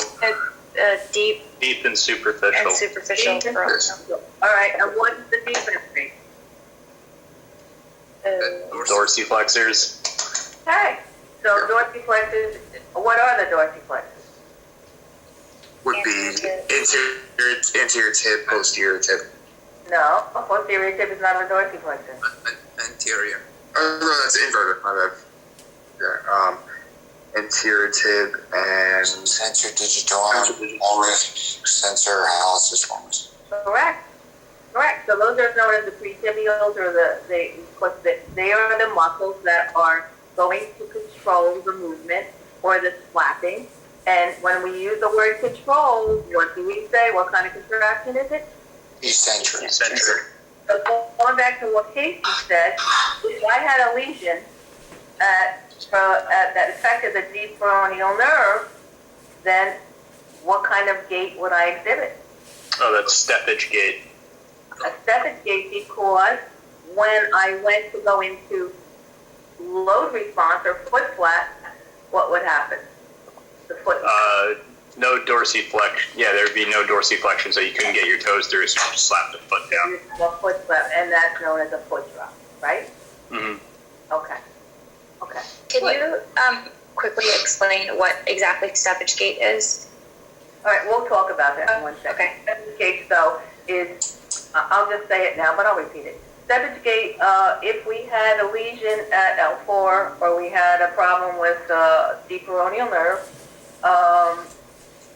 or an axontomesis, not an axontomesis, so to speak, but a neurotmesis, then we would have the inability to dorsiflex the foot. So if we had the inability to dorsiflex the foot during swing phase, we would have to do something in order to clear the floor with our foot. So a steppage gait is increasing knee and hip flexion so as to clear the foot because the foot will be held in dorsiflexion. I'm sorry, plantar. Okay. Okay? Mm-hmm. So RLA and traditional events. So heel strike, foot flat, mid stance, right? And you can see from this picture, when are we tallest, right? Terminal swing, free swing, heel off, toe off, mid swing, heel strike. When do we need the most amount of knee flexion, you think? Just looking at this, when do you think we need the most amount of knee flexion? Initial swing. Mid swing. Mid swing. Yeah, well, from initial swing we have about 60 degrees of flexion. You're right, Chris. And then we go into mid-swing. So from mid-swing, we go from 60 degrees down to about 30 degrees in preparation for terminal swing. Yeah. So here we have a lot of knee flexion, 60 degrees. Okay? And you see that the stance space constitutes 60%, the swing space constitutes 40%. Professor? Yes. So you want us thinking more along the lines of the ranchos, los amigos, like moving through the phases, not just from point to point. That's why I said initial swing, because it's, if you look, it says mid-swing, but really that flexion was taking place throughout initial swing. Correct. From initial swing would be correct. Yeah. So you kind of want us thinking more along the RLA mindset. I want you to know both, but if the terminology, on the state board it said something like, well, they probably wouldn't have that. They'll give them both. They would give you both, yeah. They give you both. They wouldn't just give you one, yeah, because they understand that these terminologies are used in both books, in all books. So there's classic gait terms and these are new gait terms. Eventually they may get to the point where they just use these, but they still use these. Okay, in fact, when I was in school, they only used these.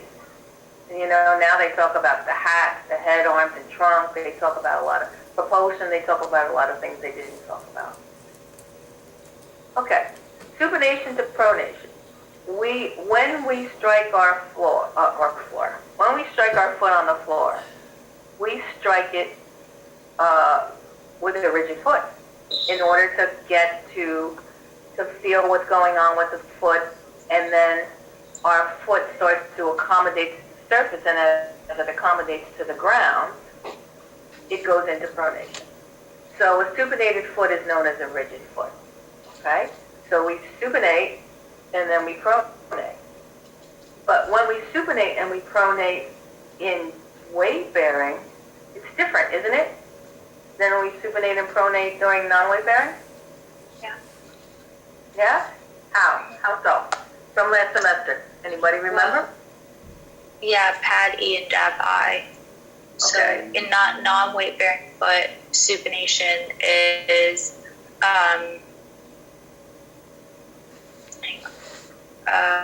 so plantar flexion, abduction, and inversion. Okay, and pronation is? Dorsiflexion, abduction, and eversion, sorry. Right, so in a non-weight bearing foot, pronation is dorsiflexion, abduction, and eversion. In a weight bearing foot, what's happening in pronation is that the calcaneus everts, the talus adducts, and plantar flexes. So what does that do? Because if we look at the kinematic chain, what is above the talus? What connects to the talus? The tibia. So as the talus or talus, adducts and plantar flexors, what do you think is going to happen to the tibia? Should externally rotate. As the talus, adducts and plantar flexors, what's going to happen to the tibia? It's going Does it externally rotate? So it's going to internally rotate. Okay. So with pronation, okay, if you stay in pronation, or and again, you have to check this out. It's not, you know, if somebody comes in and you suspect a subtalar problem, you're going to check out the subtalar joint. But it doesn't always have to be the subtalar joint. It could be something from above, could be something from below. So you have to look at the entire picture. That's why you just can't memorize, okay, this is happening here and that's what it is. You know, if I have a medial lip or a lateral lip, it's because I have a problem with the subtalar joint. Not always. It could be the hip. It could be the OA joint. It could be anything. Okay? So, but as knowing the definition of what pronation is and what supination is, helps you look at things, helps you dissect, so to speak, the cake cycle. So if we're going to have calcaneal eversion, then we're going to have the talus would be abducted plantar flexors and the tibia would be internally rotated.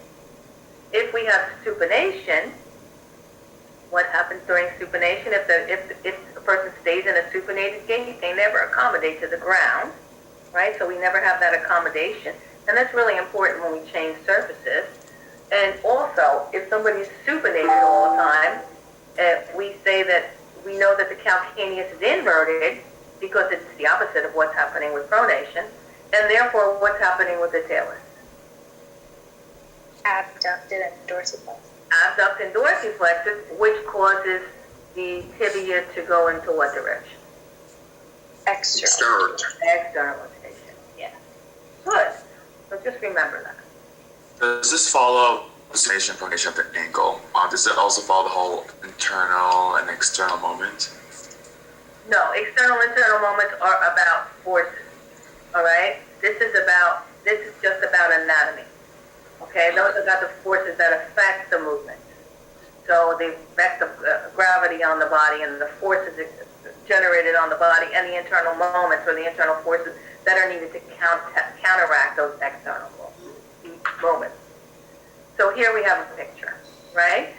Supination, open kinematic chain, and closed kinematic chain motion. All right? So it's the same thing that we just talked about. So you see the tibia will internally rotate because the talus plantar flexors and adducts, and that's in calcaneal version during pronation, and the opposite occurs during supination. Okay? Now, gait's very complex. It's not simple. Not simple by any means. And just because you're watching somebody, and you will see that when we start to examine people, and start to examine some of these videos that we have, because there's a lot to look at. You look at the head, you look at the shoulders, you look at the reciprocal arm swing, you look at the movements of the hip. Professor Zanapia and I recently took a course, Shirley Sarman, she was talking about, and we were the only ones in the class actually, one of the few that knew this. From Professor Zanapia, she was talking about what's happening with the pelvic rotation and pelvic displacement, because we teach it so we know it, that you do have a certain amount of rotation, and it's really only 4 degrees on each side of pelvic rotation, and you have some lateral displacement and horizontal displacement. And you have to look at those things when you examine somebody, because if it looks odd, then you have to figure out where it is, okay? Especially if you deal with athletes and you deal with runners, then you may see a whole different ball game. Because you're not so interested in what's going on with their foot. What happened is maybe a movement pattern problem that's up in their hips or in their back. Or, you know, if you have a tight erector spinae or you have a weak gluteus medius on one side, what's going to happen to the pelvis on the other side?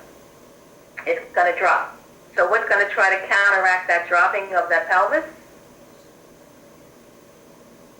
The erector spinae, right? Because they're attached to the pelvis and they're also attached to the sacrum. So they're going to help pull it up on that side. There's some QL involvement as well, right? QL on probably the same side of the spinae on the other side, yeah.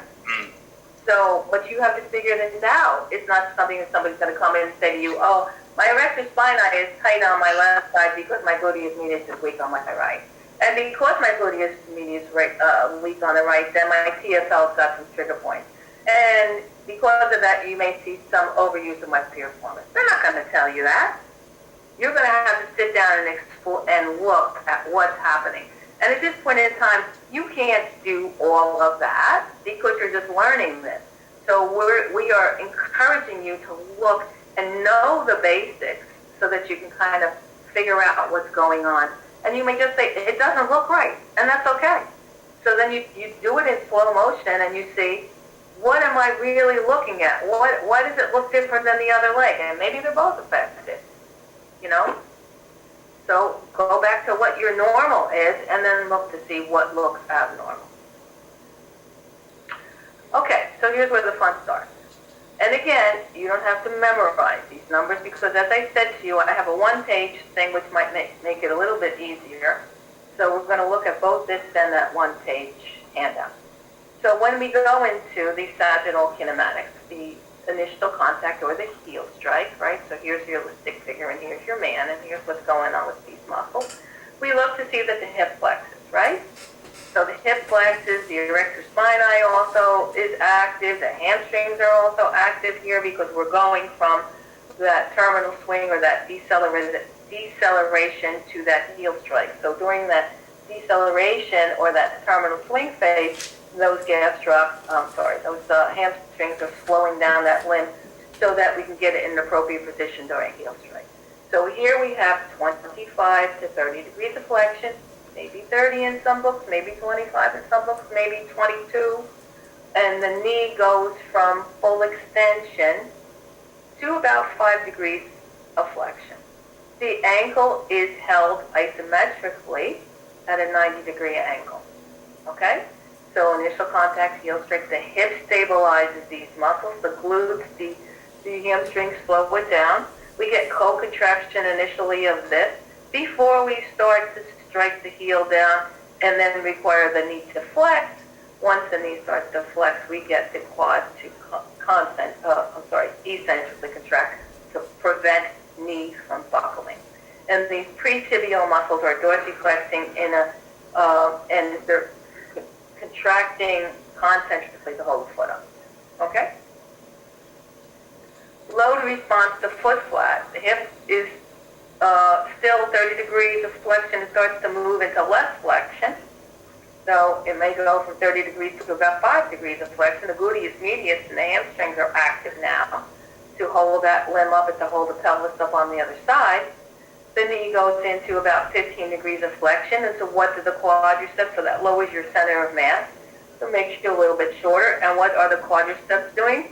They're controlling or restraining that knee flexion. Controlling or restraining the knee flexion so that you don't have the knee buckling. Okay? So you get an eccentric control. And we notice that the ankle is going from dorsiflexion, because we had dorsiflexion, right? Controlling dorsiflexion, to what position? Plantar flexion. Because if the tibia is behind, the tibia is not at a 90-degree angle. Can you see that? The tibia is behind the ankle. So if the tibia were like this, straight up and down, then you would have 90 degrees of, your foot would be flat on the floor, be perpendicular to the floor, and the foot would be in dorsiflexion. But being that the tibia is behind the ankle, you are now in plantar flexion. So the ankle goes from 0 to about 15 degrees of plantar flexion. Okay? And what's controlling that movement? We said it before. The ankle dorsiflex decelerates the foot drop. Tibialis anterior, and posterior eccentrically decelerate pronation. Don't worry about the pronation. Okay? Don't worry about the pronation. But the foot drop is important. Okay? All right. Mid-stance. The mid-stance event. Mid-stance, the body weight is directly over the limb, and the leg is perpendicular to the floor. So with the hip is extending to neutral, so we have the body weight directly over the limb. Gluteus medius, CSL are working the hip abductors to prevent the pelvis from dropping. The quads again initially resist knee flexion, but as the center of gravity passes over on EMG activity, because of the line, our perfect line of gravity, the quads are silent. So there's no activity needed for the quads to be standing. The ligaments are preventing you from buckling at this point. They're just stabilizing you. Quads are silent. And the soleus and gastroc are eccentrically controlling the tibia from falling forward. Okay?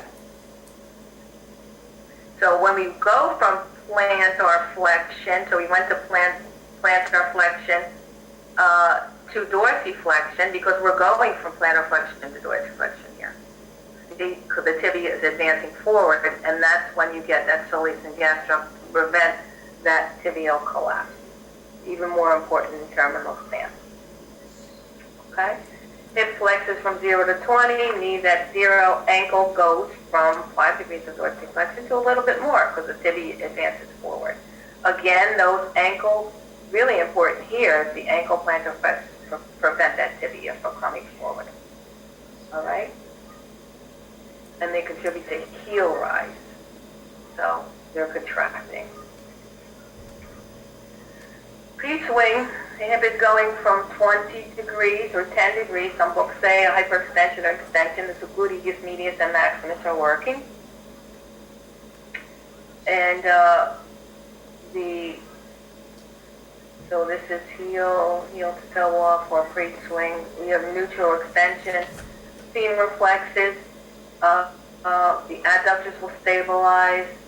So the abductors are working, the adductors stabilize the limb. So in conjunction with it's not a force couple, but the two muscles work together because the abductors have to stabilize the limb. As the leg comes forward, it comes into adduction. Okay? So, let's see, anything I want to say about pre-swing phase? Again, quadriceps, and we have plantar flexion of the foot. Okay, plantar flexion of the foot. Initial swing, we're going to get a little bit more, as Chris was saying before, toe off to early extension. Hip is flexing 90 degrees. Knee is we're going to get max knee inflection, and the ankle plantar flexion. Okay, again, the ankle is being controlled concentrically to prevent the foot from dropping forward. Mid-swing, hips still flexing 20 degrees. The knee goes down from like 60 degrees, starts to flex to about 30 degrees, and the foot is in neutral. Okay. Again, the hamstrings control the movement anteriorly. So they're working eccentrically as these muscles are working concentrically. And then finally, terminal swing, 25, 30 degrees of flexion. Hamstrings are controlling the limb from coming out forward. We're getting a concentric contraction of the dorsiflexors, and the quadriceps are getting ready to hit the floor again. All right? So, this is your period of double support.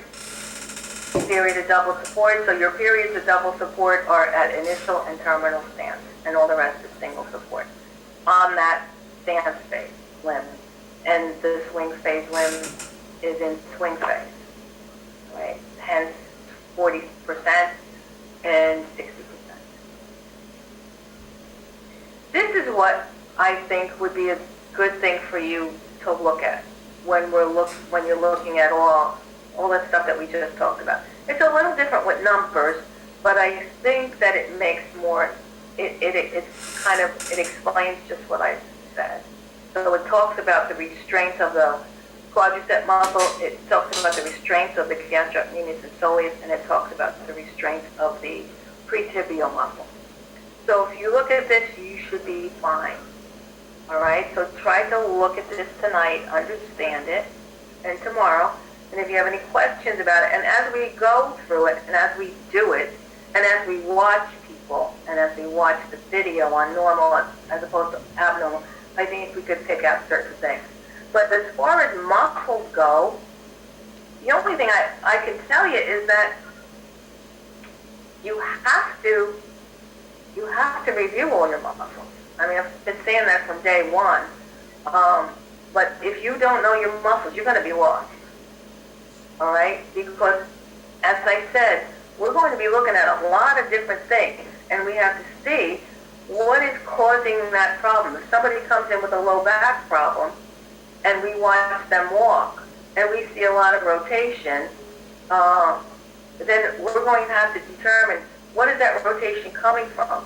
A weakness, a tightness, or maybe a little of both, or maybe just a bad motor pattern, which we'll have to review with that patient, especially with runners, because runners, my God, they'll run and run and run and run, and they'll say, you know, I run fine until I hit my 20th mile, then I have excruciating back pain. Well, then what do you have to do? You have to get them into your clinic or get them outside, tell them go run, and then come back when they have pain, and then put them on a treadmill and see what's going on. Because you're not going to see anything in an additional 10, 15 miles. Because maybe their muscle endurance has changed over that period of time. So, and if you stop using your glutes, what are you going to use? Your trunk. Because through reversal of action, your trunk is going to extend your hip. So, a person may have back problems because they have decreased endurance of the trunk muscle, as well as maybe their abdominal muscles are really weak. So, there's a lot to look at. When you look at the tonic and phasic, you could follow Yanda's theory of why, what muscles become elongated, what muscles become inhibited, what muscles become tight and inhibited, what muscles become tight and weak. There's a lot of information out there. All right. So I talked about this ground reaction force, and I talked about this vertical. There's also anterior, posterior, and medial lateral forces as a result of how we hit the floor. And when we hit the floor, these forces are equal in force or magnitude and opposite in direction. And these forces that are generated are affected by our speed, our step, and how much we weigh. Okay, so the velocity of the cadence as well as the body mass. Sorry? Yes. So for the ground reaction force, is that technically the internal moment? No, external. External moment. So the ground reaction forces have to be overcome with internal moments, and internal moments are activation of muscles. Okay? Activation of muscle activation. So displacement. Vertical displacement is the difference between the highest and the lowest part of the gait cycle, approximately 2 inches, 5 centimeters. And as I said before, when are we tallest? At mid-stance. Why? Because we're usually single-legged support, right? That's normal. Single-leg support. We're usually highest at mid-stance. Lateral displacement, when we move lateral, we displace side to side 2 inches or 5 centimeters. So the shift of pelvis goes to the weight-bearing side. As we ambulate and as we walk in anteriorly, what happens to the hip? It moves in concert with the pelvis, right? So as the pelvis moves anterior, so does the hip. Lateral displacement also occurs, the hip drops. Pelvic dipping, the hip drops on the swing phase from a horizontal displacement approximately 5 degrees. That's normal. Anything more than that is not. And then we have pelvic rotation 4 degrees on each side, which is about 8 degrees, right? So when do we have an increase in pelvic rotation? Well, we could have an increase in pelvic rotation when somebody swings one arm greater than the other arm, right? Because we talked about this reciprocal arm swing. So we could have that the swing of the arm can cause a decrease in pelvic rotation, and as well as if somebody's externally rotating rotated. Maybe you see a lot of lateral flexion, externally rotated at the hips. A lot of different things you could see. And that's why I don't want you to memorize just one thing. And when we go back to class, we're going to ask people to bring in heels and walk and also put on knee and hip stabilizers because people compensate. You know, it's like electricity. You follow the path of least resistance. So your body will compensate by doing something that's easiest for it to compensate without actually seeing any abnormal gait patterns. But you guys are trained to see abnormal gait patterns. So you'll see maybe somebody will hold their head like that, or they'll have a little pelvic tilt, or they'll have a little hip hike on one side, or they'll circumduct their leg on one side, or they'll adduct their leg greater on one side, especially during swing phase and following initial swing. So there's all these things that you'll look at, and you may not know the reason right now, but at least you can determine that that doesn't look right. Okay? Walking base is the width, 5 to 10 centimeters or 2 to 4 inches. Anything then larger than this may be constituted as a wide base of support. Who has a wide base of support? Cindy, when you watched your child this morning, or you watch your child every day, but when you guys were looking at the video this morning, did you notice that the child had a wide base of support? Yes. Yeah. So why do you have a wide base of support? Why do some people have a wide base of support? Why do children have a wide base? Lack of postural control. So they lack the muscles to control their posture up top, so they need a wider base of support. Okay. Do you have greater stability when you put your feet apart further? Or greater stability when you put your feet together? Wider. Yeah.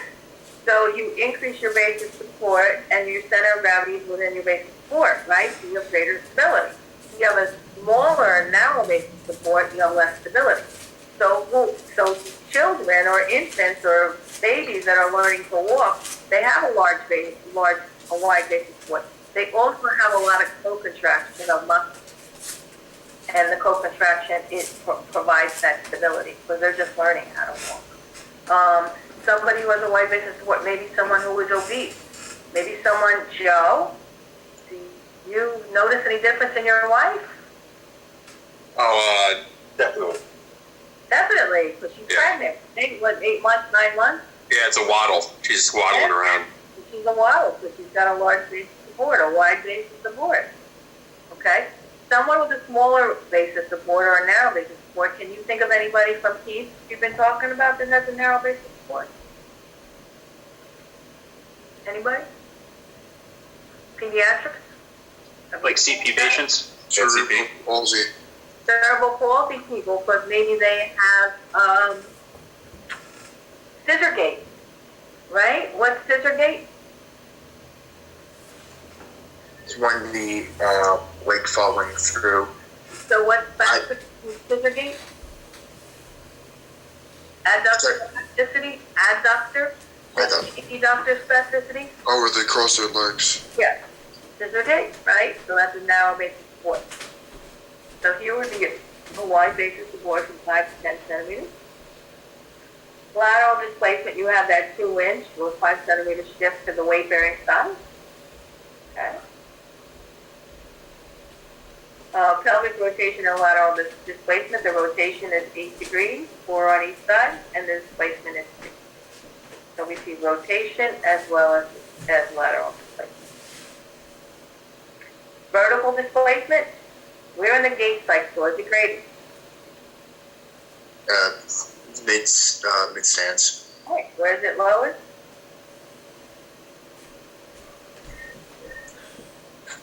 Heel strike and terminal. Yeah, where there's 2 feet on the ground, right? Yeah. So between this, it appears to be a little bit lower here, but it is low here, and it looks low here. Yeah. That's my arrow, so maybe my arrow is broken. But yeah, vertical displacement is graded. You have a greater vertical displacement during this stance, right? And as I said before, and this is something we do in class also, we ask you to walk, and have a piece of chalk in your hand and just walk straight ahead and have a piece of chalk along the blackboard.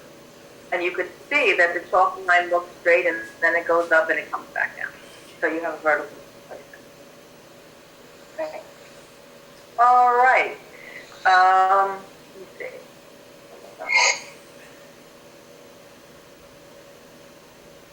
Let's see if this is still active.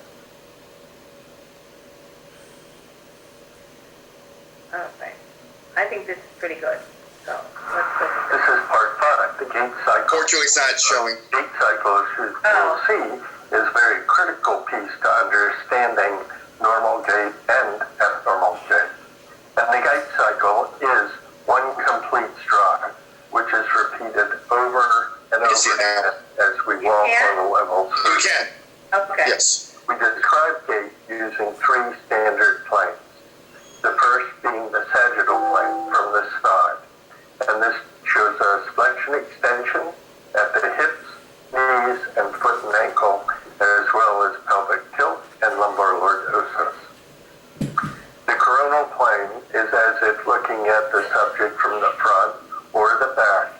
And in this plane, you can see abduction or adduction at the hip.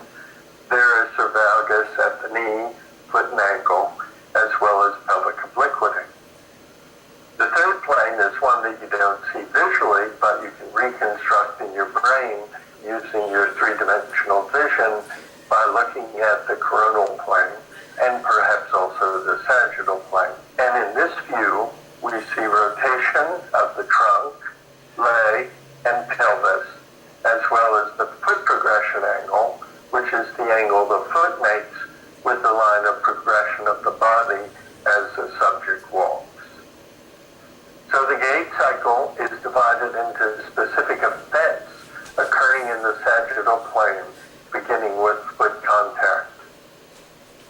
So the gait cycle begins with foot contact and ends when that same foot, after going through a complete cycle, contacts the floor again at foot strike, and this describes the gait cycle, which you will see in a moment is further subdivided into several different phases. But the gait cycle begins and ends with foot contact, and that constitutes one complete stride. The gait cycle is divided into stance phase and swing phase for each leg. Stance phase begins with foot strike and ends when that foot lifts up off the ground and toe off. So heel strike and toe off. About 62% of the entire gait cycle. 40. When the toe lifts off the ground, this begins swing phase, where the leg swings forward and gets ready to accept weight for the next step. This constitutes 38% of the total gait cycle. Swing phase ends when that foot strikes the ground, and then the next gait cycle begins.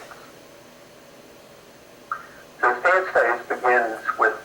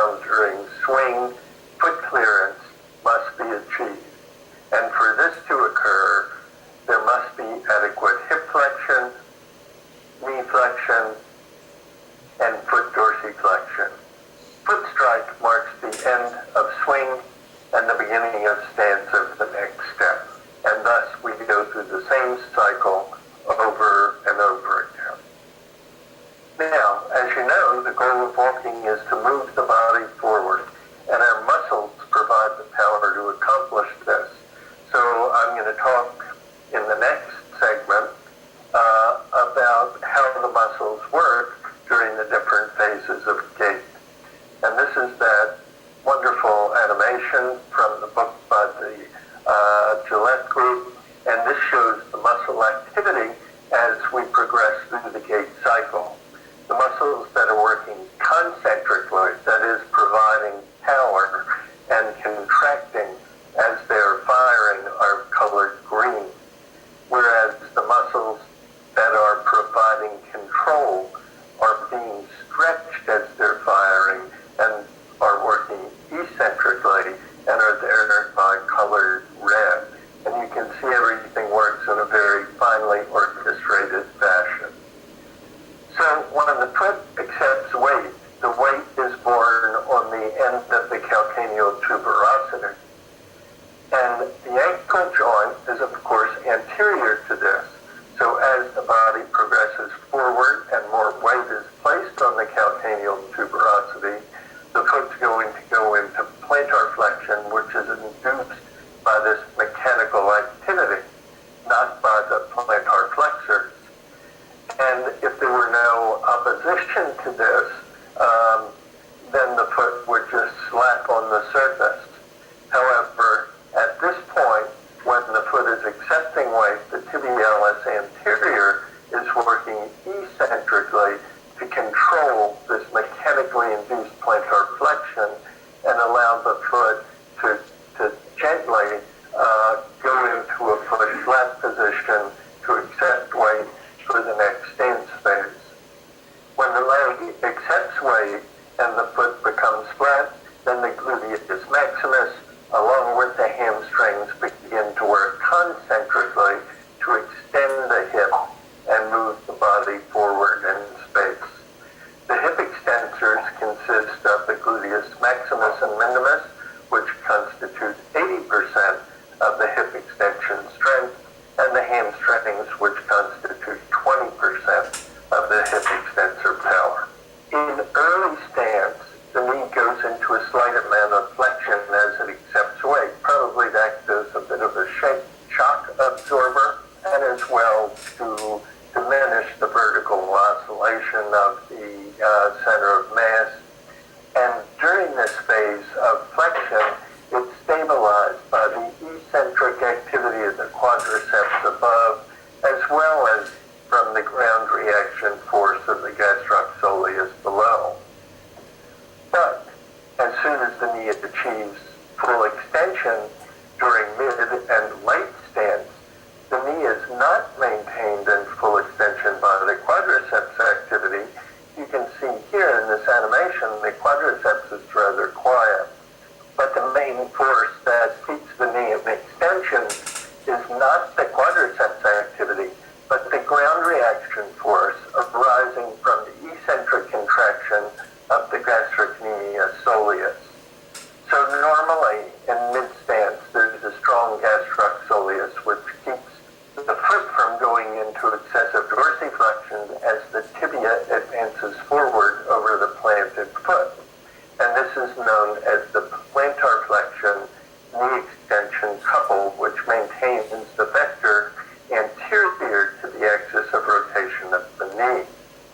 However, if the lever arm of the foot is weakened due to a weak gastrocsoleus or abnormality in position or function of the foot, the vector goes posterior to the knee as the foot goes into excessive dorsiflexion due to advancement of the tibia over that planted foot, and then crouch will result, and this will require an excessive amount of quadriceps eccentric activity to keep the knee from collapsing. And this is known as crouch gait, when you have excessive dorsiflexion associated with excessive knee flexion during stance phase. And the vector here is behind the knee. In addition to maintaining knee extension, the calf muscles are also kind of a brake pedal, which control the forward momentum of the body and keep the velocity throughout the entire gait process rather steady, rather than fluctuating quicker, slower, etc.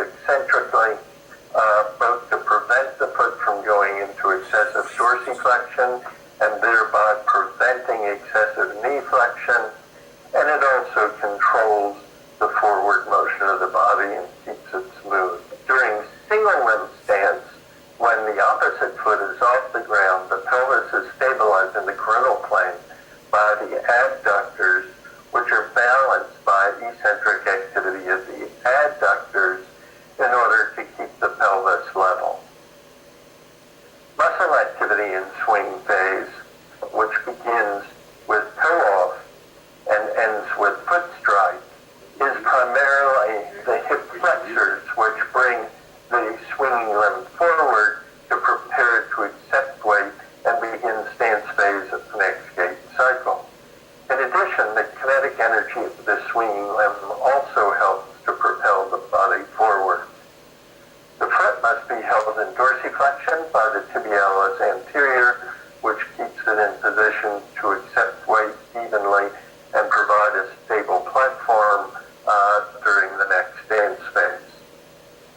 In late swing, the hamstrings also begin to work a bit eccentrically to slow down the forward progress of the limb, while the quadriceps extends the knee and the tibialis anterior maintains the foot in dorsiflexion.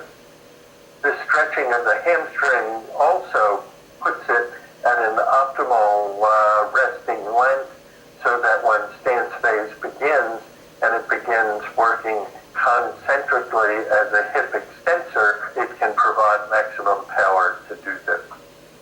So foot strike marks the end of one gait cycle and the beginning of the next gait cycle.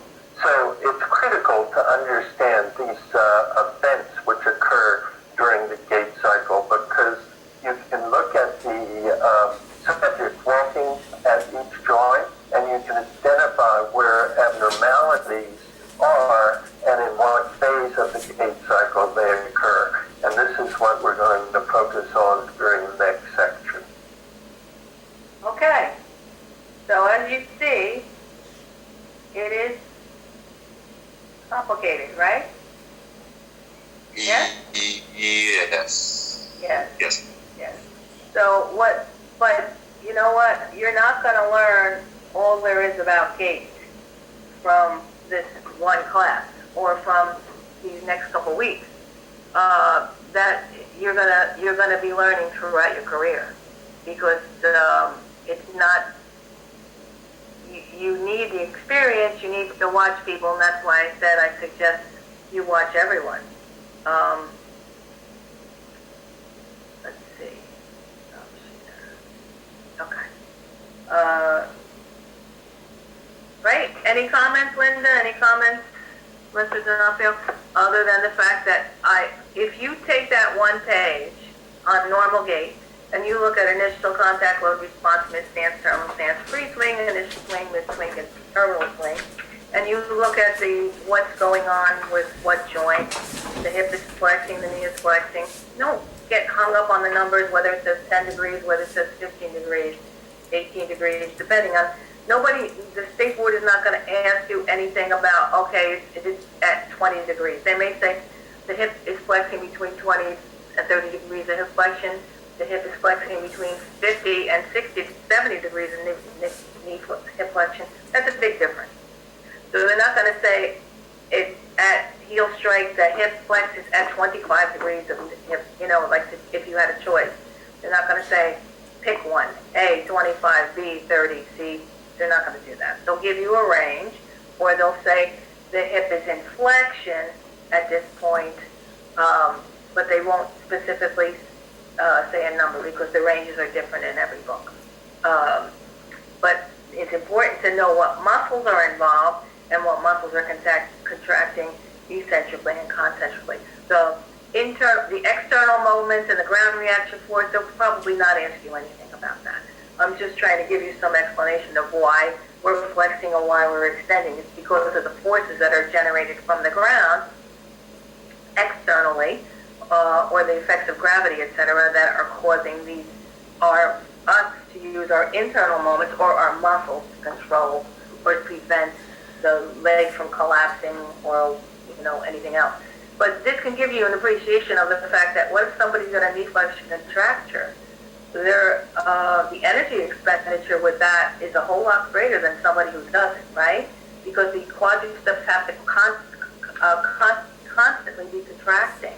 Or what if somebody's got weakness, or any kind of a gait deformity or a prosthetic device?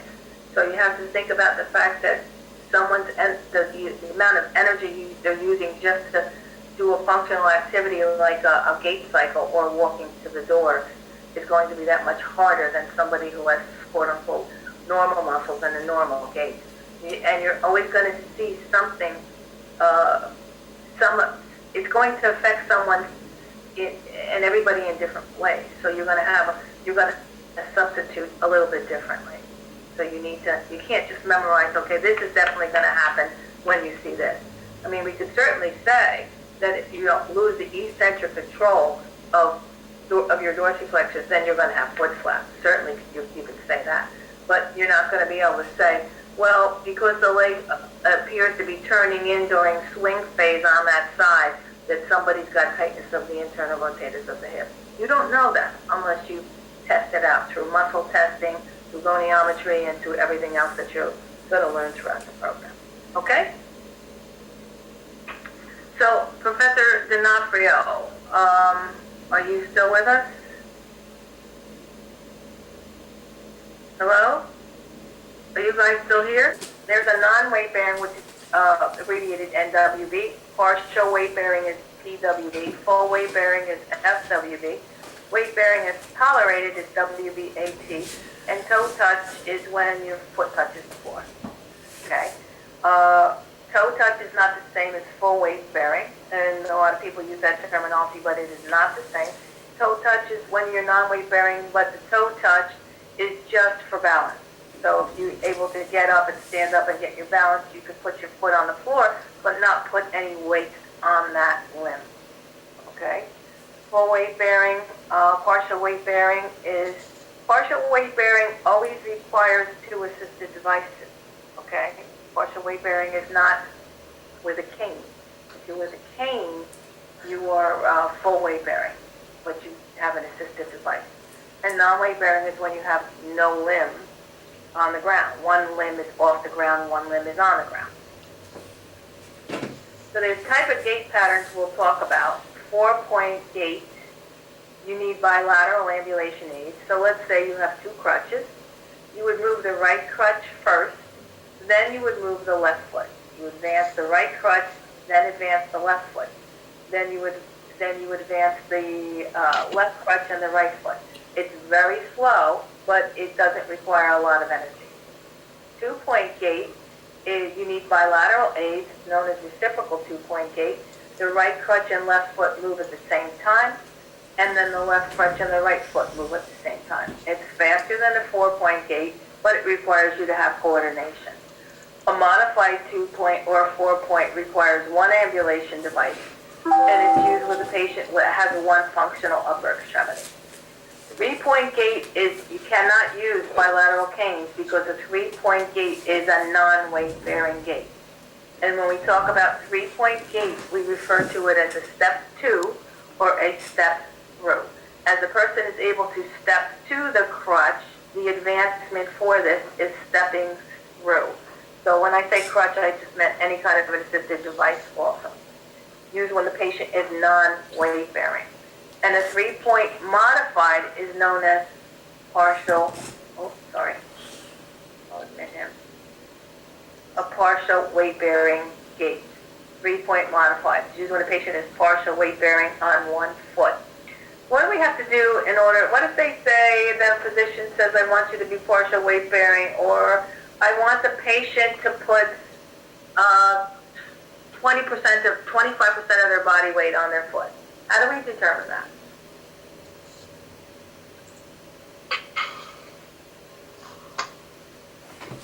What do you think, Joe? How do you determine that? Joe? I wasn't muted. Hold on. How do I determine 25% partial weight bearing?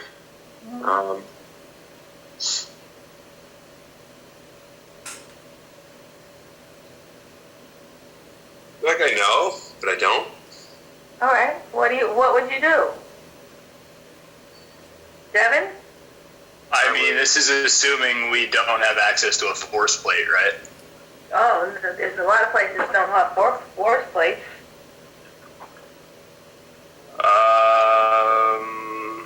I mean, you could probably start with like gradual weight shifts.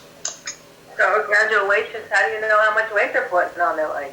What about the scale? Or scale. Scale? Bathroom scale? Absolutely. You get a scale, you show them what 25% is.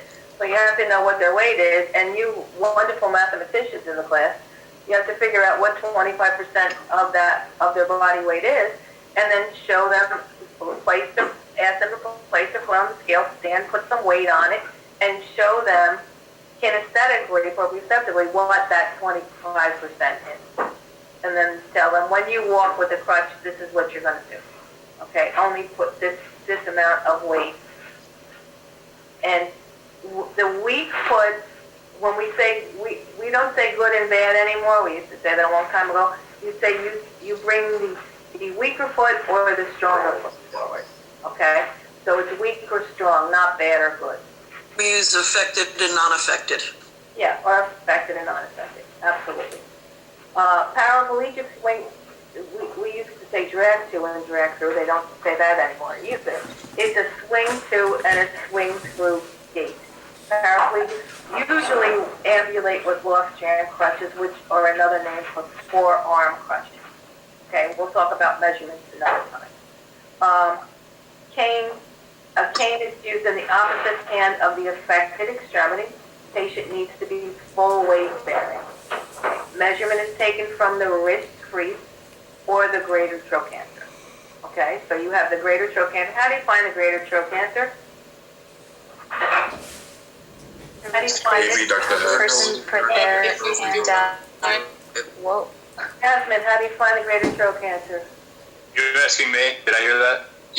Jasmine. Oh. You can drop your wrist to your side to your hip, and where the wrist piece is, that's where the greater troch is. Any other way? When somebody's got really long arms and they go down to the knee. Have the patient lie supine internally and externally rotate their leg. You have to lay the person down? Well, no. Okay, so what would you do? You're correct. You don't have to. You internally and externally rotate the leg, and when does the greater trochanter pop? Internal rotation. Okay, right. They don't have to be supine, yeah. So we can find the greater trochanter, we can use it. All right. Cane is always used, as I said, in the opposite hand. It increases the rate of support as well as takes pressure off the affected extremity. Stairs and elevations, we're going to go up with the unaffected or the strong foot, and down with the weak foot or the affected foot. Okay? So we used to say up with the good, or good foot goes to heaven, bad foot goes to hell. We don't really use that terminology anymore. Up with the strong, up with the unaffected, down with the weak. Okay? And you need to guard your patient anytime you ambulate with them. Guarding techniques, you're going to use a gait belt. Begin on the affected side if you can. Your feet are in an anterior posterior stance. You move with the patient, one hand on the shoulder, especially when you're walking, one hand on the shoulder, the other on the gait belt, or even on the stairs. When you ascend the stairs, the therapist has one foot on the stair and behind the patient, so lateral to and behind the patient. And when you descend the stairs, the therapist is in front to and on the side, in front of and on the side of the patient. This will make much more sense when we're back in class and we actually do this on the stairs. Okay, but for now, I just wanted to go over that. All right, yes. So when you say use the cane on the opposite hand, that is the unaffected side. You want to use the cane. Right. So if my right leg is affected, I'm going to use the cane in the left hand. Okay. And the limb is going to advance with the cane. The affected limb always goes with the assisted device. Okay? So if I was partial weight bearing and I had two crutches in my hand, I would advance the crutches with the, let's say, again, I'll use right leg as effective. So I'm going to advance the crutches with the right leg, partially. Okay. Architectural barriers or environmental constraints, as you would learn in motor learning, that refers to a lot of stuff that we don't even take into consideration, like uneven sidewalks, escalators, elevators, curbs, narrow doorways, noise, cars, revolving doors, turnstiles, ramps, someplace that has no railing, someplace that has carpet, and my biggest peeve, I don't know about the other therapists here, but non-reserved parking spaces. I want to deflate the air on all of the tires of these fully functional people that park in handicapped spots. I'm with you. I think it's terrible. Okay. And it happens a lot. It happens a lot. All right. So, Kevin, let's see. I'm going to stop sharing this. Let's start showing those movies. Yeah. Oh, no. Tom, I'm sorry. Do you want to start the normal? There's some good stuff here. Yeah, I'll show you. We'll start the 4-point gate.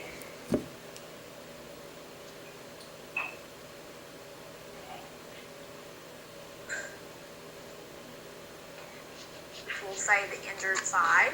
Right leg, left foot. I'm sorry.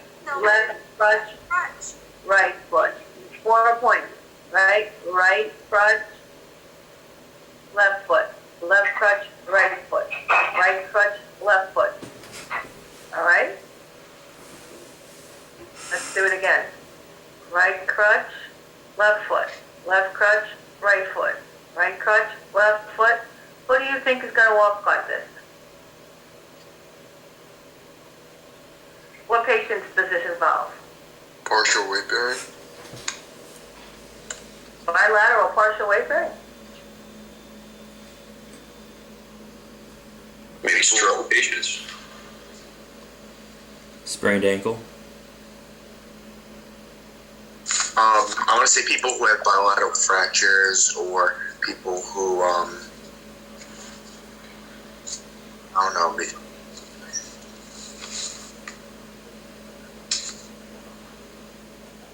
Anybody? All risk or balance issues? Yeah, right? Yes. Yeah. So, yeah, could be bilateral weakness, unilateral weakness, balance issues, somebody who has just fear. Because 4-point gait gives you 4 contacts on the ground. It gives you a greater base of support, and it helps with somebody with balance. Now, this is not the greatest amount of stability you have with crutches. You have the greatest amount of stability when you're in the parallel bars. And we'll pull them down when we're back in class. And the parallel bars, after the parallel bars, would be the walker. But since we're just going to demo some crutches today, we'll talk about those things when we get back to class. But these are just some demonstrations of different gait patterns.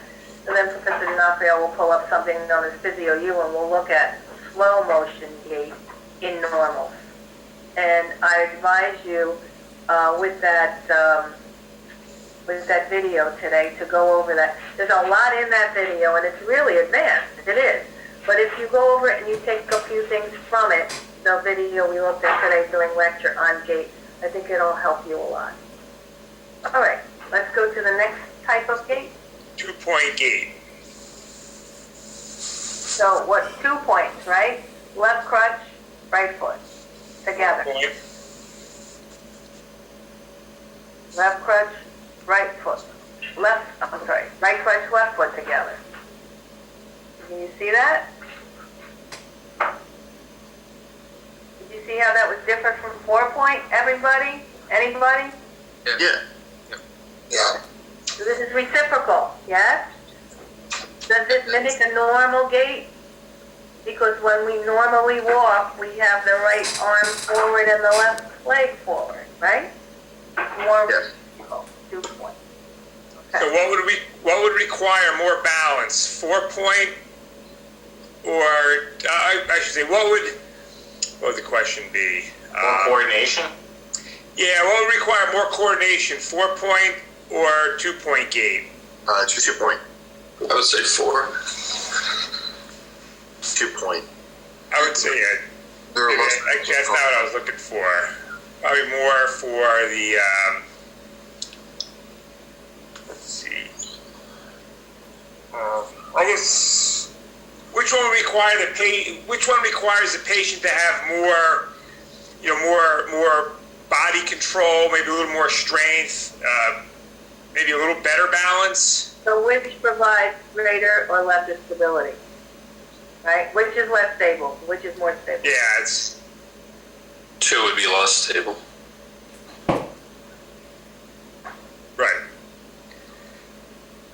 right. You want swing 2?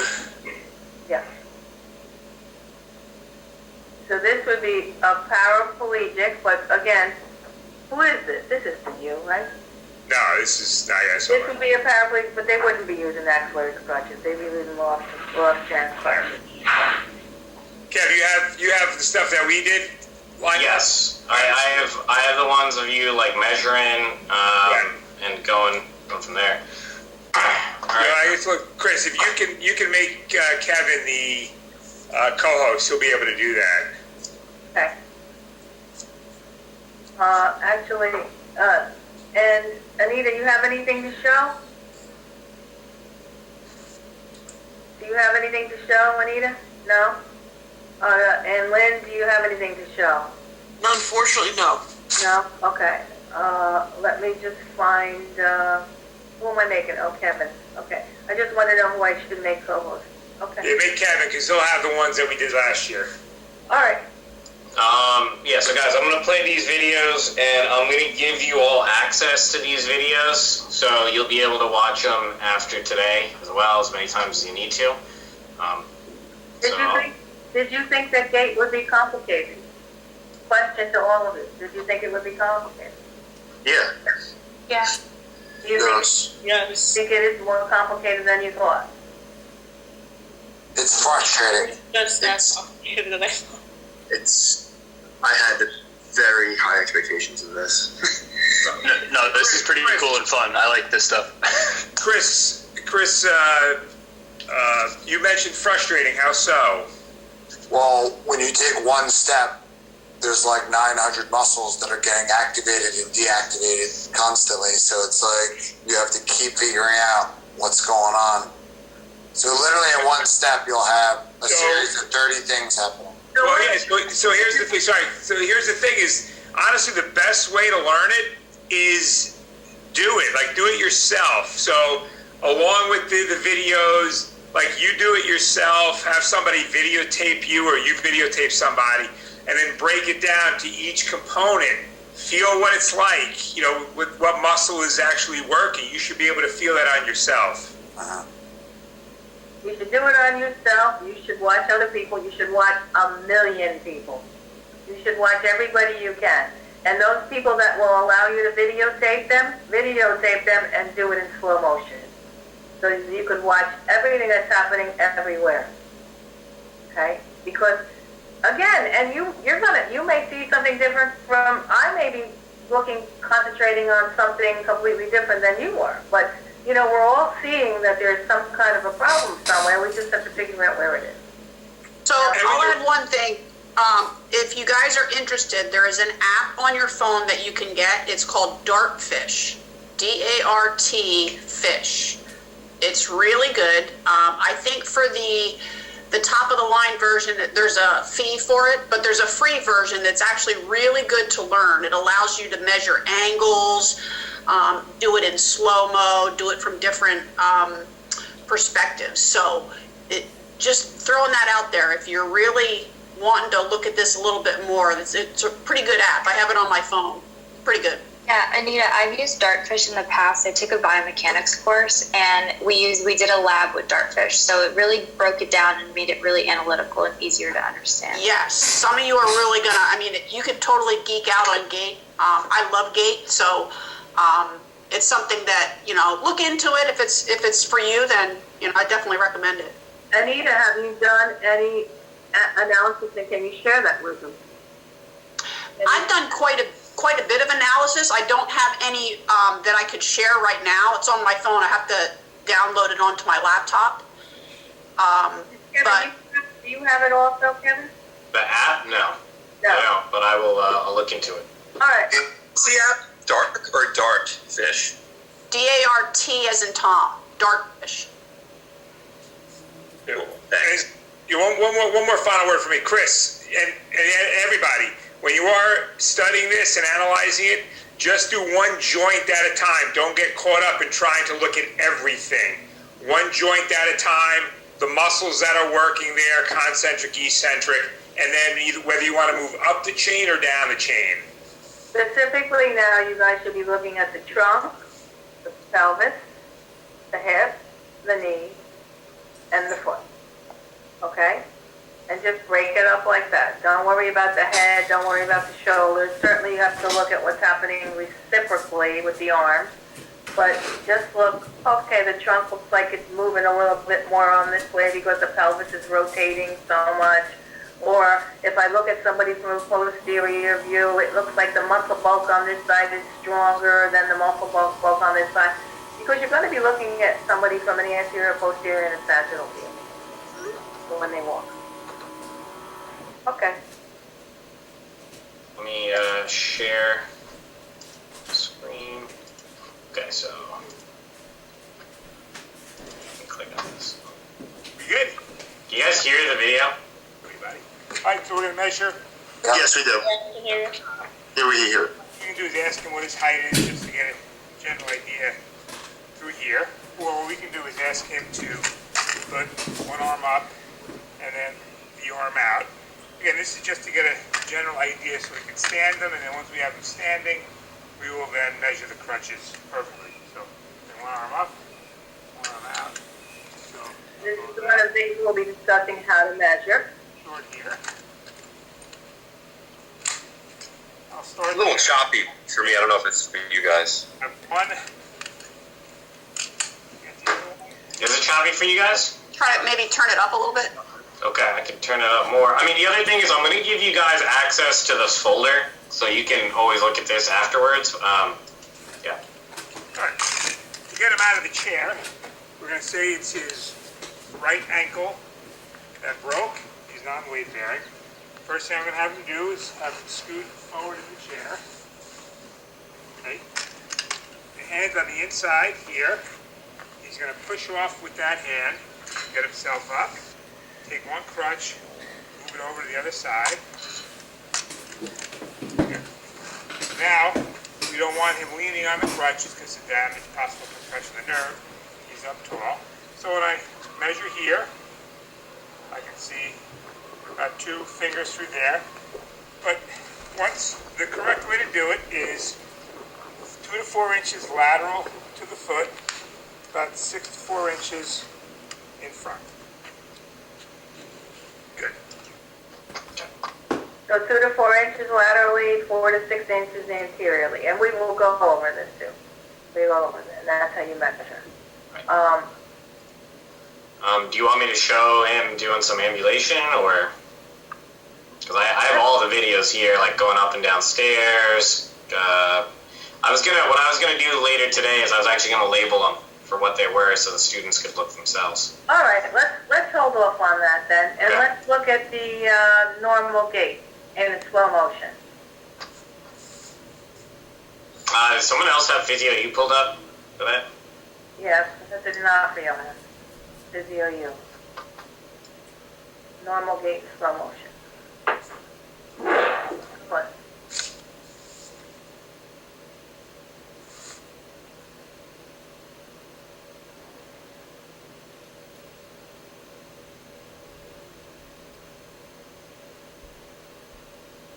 Can we expand it to a big screen too?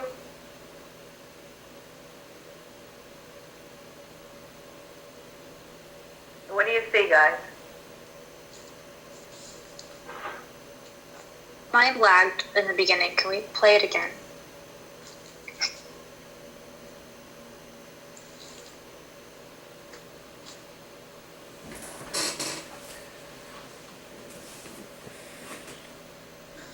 it lack dorsiflexion? This is normal case. Oh. See reciprocal arm swinging. Mm-hmm. You see heel strike, toe off, flat foot, dorsiflexion. So what phase are we in right now? Oh, and this Heel one. strike. Double stance. It's double support. Initial step. Initial step or Does this kind of look like terminal stance?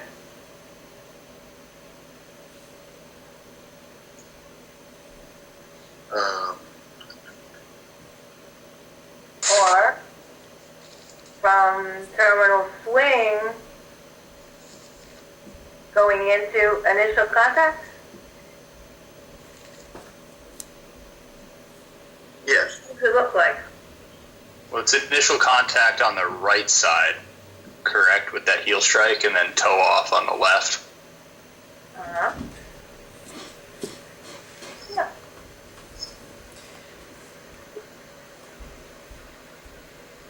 So initial contact, low to respond. What happens as we go a little bit forward? We're looking at the right leg. What happens if he starts to keep going a little bit more? What happens? Tibia is directly 90 degrees over the limb, over the ankle. Body weight is completely over the limb. What's that? Mid stance, right? Mid stance. Mid stance. If we keep going, the left limb will be going forward. The tibia starts to come. Okay, stop right there. This is the foot is not on the floor yet, right? And the tibia is coming forward. So what position is the ankle in? Oh, dorsiflexion. Dorsiflexion. So what's controlling it from flowing forward? The plantar flexors. The plantar flexors, right? And so this is mid stance, yes? Yeah. We're pushing mid stance, moving into terminal stance, right? So as that left leg starts to approach heel strike, yes? And the tibia and the foot continues to plantar flex, and the knee and the hip is in extension, and the knee is straight, and the other limb is getting ready for Heel strike. for stance phase on that side.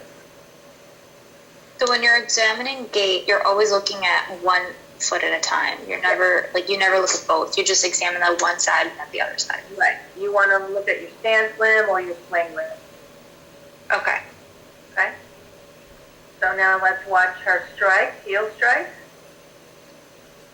Okay. And let's look at the right foot. So we're looking at the right foot now. What's happening to the right foot? Heel off. Toe off. Oh, it's like pre-swing, right? But that other foot is on the ground. Yeah? What do you think? Yeah. Okay. So That would be toe off or pre-swing. pre-swing. Yeah. Pre-swing going straight into the initial swing. Right. So now look at the knee bending. Mid stance, most point of flexion, right? 60 degrees of knee flexion. Okay. Is that what you were saying before? Yes.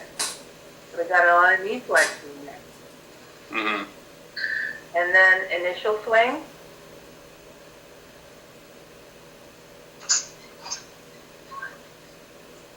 And it would also be during the acceleration phase before we get to that mid swing. Mm-hmm. And from so we have that initial swing 60 degrees, and then mid swing we go from that 60 degrees, there we go, we're lowering it to about 30 degrees. And then we go into the terminal swing. So from mid swing to terminal swing is when we're decreasing that knee flexion. And then we're approaching heel strike again. So we're in terminal swing. The other thing I just found, I forgot to tell you this before, I don't use it, but it might help you. The new terminology, the way some people remember it, is I like my tea pre-sweetened in my teapot. I like my tea pre-sweetened in my teapot. I for initial contact, L for load response, M for mid-stance, T for terminal stance, T for pre-swing, right? Pre-sweetened. In initial swing, M, my mid-swing teapot. I don't know if that's, some people it might have, some people it might not, so do with it what you want. Okay?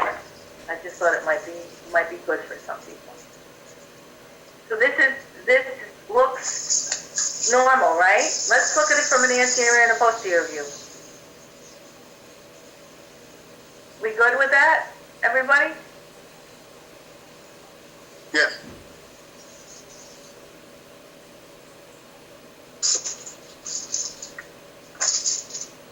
So this is still sagittal. Let's do anterior or rear, it doesn't matter.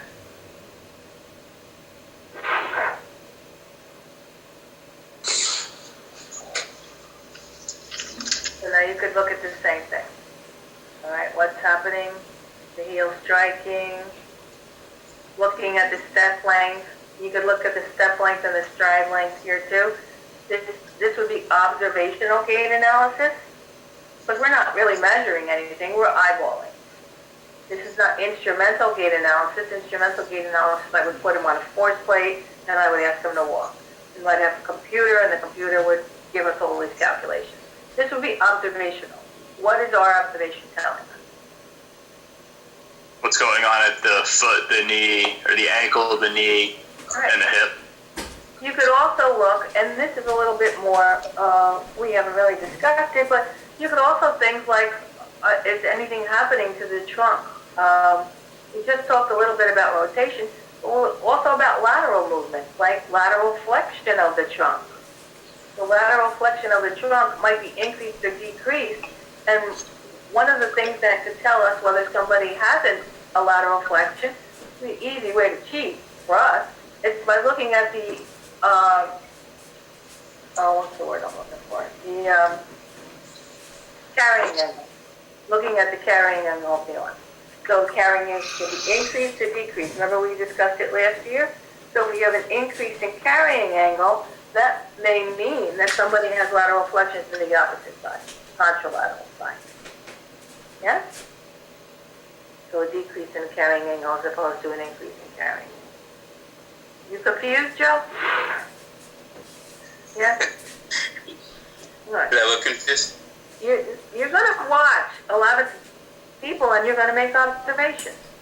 But again, we have just started to get into this, so what we want you guys to do is really look at, study what we've talked about today. Look at all those, look at the videos. We also have some videos of other people, correct? Should we look at an abnormal one? You want to look at an abnormal one? No? Can you repeat what you said about carrying angle real quick before we do that? Yeah. Right. Well, if the carrying angle increase, what's the carrying angle? That's like the angle at which you're going to carry your arms at your sides. Right. It's the degree of flexion or extension in the elbow. Also correlates with trunk rotation too in gait. Right. If the carrying angle is decreased on one side or increased on one side, let's say it's increased on the right. If it's increased on the right, it may be because you have lateral trunk flexion in the contralateral side. So it's an increase of, if you increase the carrying angle on the right, you're increasing trunk flexion on the left. You may have lateral trunk flexion on the left. Yes. Yes. Thank you. You're welcome. And would the lateral trunk flexion be related to, like, say with the gait? So if we're talking about lateral trunk flexion on the one side, that means the ipsilateral side would have that lateral pelvic tilt. That's on the same side, right? Yeah, could be that. Could be a lot of things. So could it be? It could also be because you have a facet that's rotated. We don't know until you examine. But it could be something like, yeah, you have an increase in pelvic, you have a pelvic obliquity, you have one leg that's longer than the other, one leg that's shorter than the other, you have weakness of muscles. You know, there could be a lot of things. We would just have to break it down and look at that person. And that's why after this we go into goniometry and manual muscle testing, because we're going to end next year when you go into therapeutic exercise, you're going to look at muscle length too and movement patterns. So by looking at somebody, you could say, all right, this doesn't look right to me. Now I think I need to check, you know, the trunk for whether the muscles are short, whether they're long, whether they have endurance problems, whether it's a joint problem or a muscle problem or a motor learning problem. You know, because it's not always as simple as, well, that is caused from this. You know, A is caused from B. It's not always that easy. All right. Okay? You want a deviation? So we show an ankle foot, maybe? Yeah. Maybe that would be the easiest. Yeah, I think that'll help. Will we have access to these videos, like, so we could watch them on our own time, or is this something we have to sign up for? This is Physio U. You have to sign up for it, because I use this for the modalities, and you only get like a 7-day free trial. Okay, alright, got it. It's how much do they charge for like a student? Did they Yeah, so student rates is $54 for a year or $108 for 3 years. Okay. Well, maybe you want it for Christmas this year or something, you know? I mean, I think it would be good for, it's good for you, it's very good for you, but again, it's not the end all and be all, you know? I mean, they're citing specific things that they're looking at, but you may find other things that you could say are also the reasons for their deviation. But it's a good starting tool. I think it's very good. I think it's really good. I mean, we didn't have this when I went through the program. I wish we would have, because I think this really breaks down each phase of gait very, very clearly.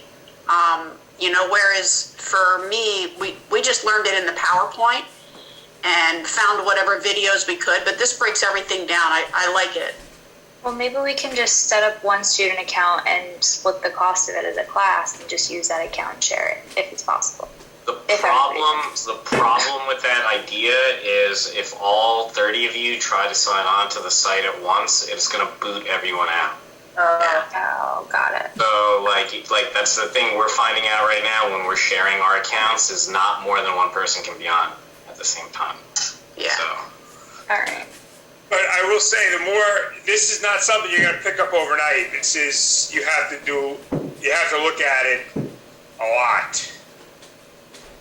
And you can't memorize. Yeah, it comes with time. You know, you just got to watch like 1,000 people walk and start to be able to pick up certain things, and you'll develop a really good eye for it, but it happens over time. So let's show the Lizard Nafio, show that first ankle problem. First. Which one you want? Well, let's just do the first, ankle forefoot on. Okay, stop it right there. Stop it right there. Stop. Oh. Stop it right there. Oh. It's not letting me stop. Whoa. I can't stop it. There we go.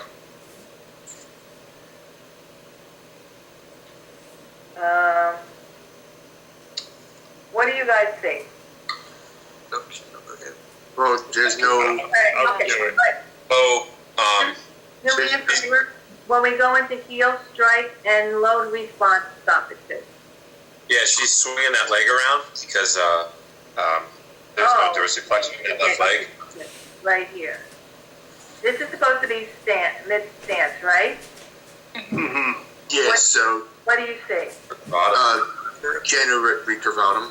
And why is that? Because the knee is hyperextended. Why is that? Weakness in the hamstrings. Why? Okay, that's one. Why else? Quadriceps aren't doing their job. Why else? Good, excellent. Okay, 2 things. Why else? The dorsiflexors are weak. She has no dorsiflexion. Yeah. Right? So that's why we're seeing that circumduction at the hip on the left side. And she also, when she's Well, don't going worry into about the that, hip. We're talking about the knee. We're talking about when she's bringing her foot forward, you're not even seeing that heel strike. She's putting her foot flat on the floor. Absolutely. Good. So you noticed 3 deviations without us even discussing deviation. Excellent. Excellent. All right.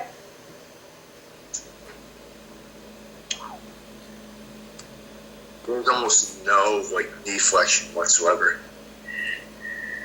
So let's hear from a lateral view. I mean, I'm sorry, an anterior or posterior view. Do you have reciprocal arm swing?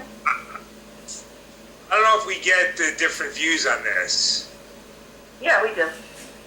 Yeah. Go back. Okay. He also has a decreased step length and a decreased stride length, but we really haven't talked about that yet. No, I don't think we get different views. Oh, no? No. Right. Yeah. I think only on the case studies do they give you the different views. All right.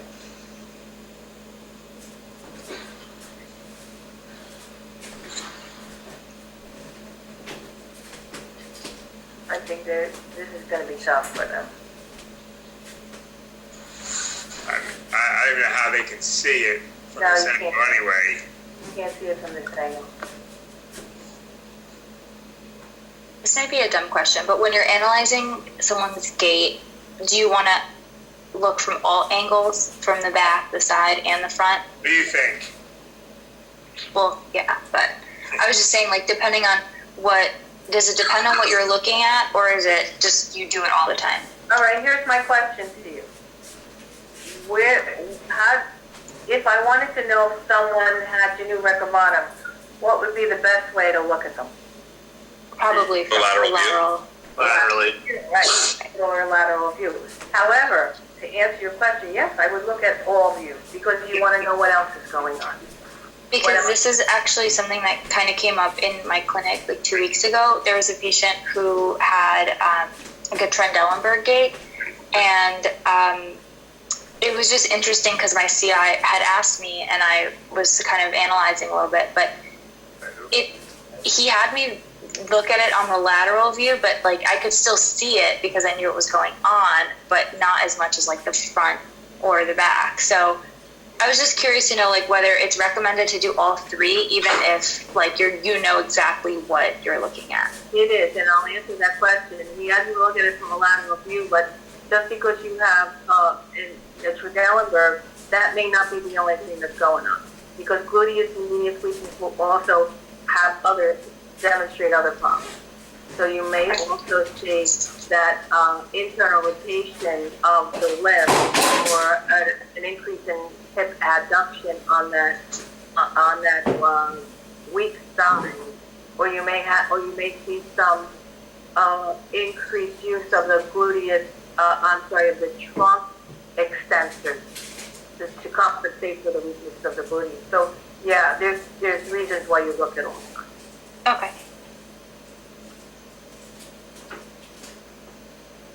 Okay, so where are we, Professor D'Onofrio? We get a different one if you want. How about excessive toe extension?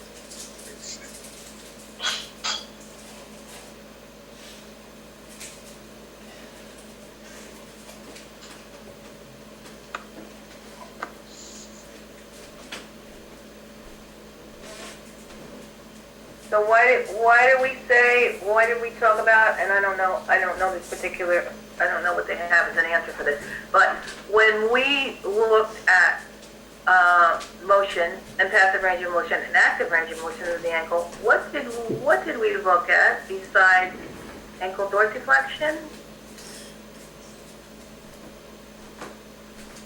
Inversion and either supination, pronation. Okay, we looked at supination, pronation. What else did we look at? Look at the ankle joint. Look at the ankle joint here, look at the ankle joint here. And I'm not even sure this is what they're looking at, but this is what I'm looking at. remember when we said if we ask somebody to actively dorsiflex their ankle, what are we going to make sure they're not using? Because what actively would dorsiflex the ankle? Several muscles, right? Yeah, is he compensating for like a lack of dorsiflexion with that toe extension? To me, that's what it looks like. Right. What it looks like is absolutely what it looks like. Because if you look at the ankle dorsiflexion here and here, when he heel strikes, you'll see that this great toe, and all these toes, so maybe it's the extensor digitorum longus as a whole, maybe it's extensor hallucis longus. Yes, yeah. Right? It's compensatory. Yeah. Okay? I don't know. Is that the answer? I don't even know.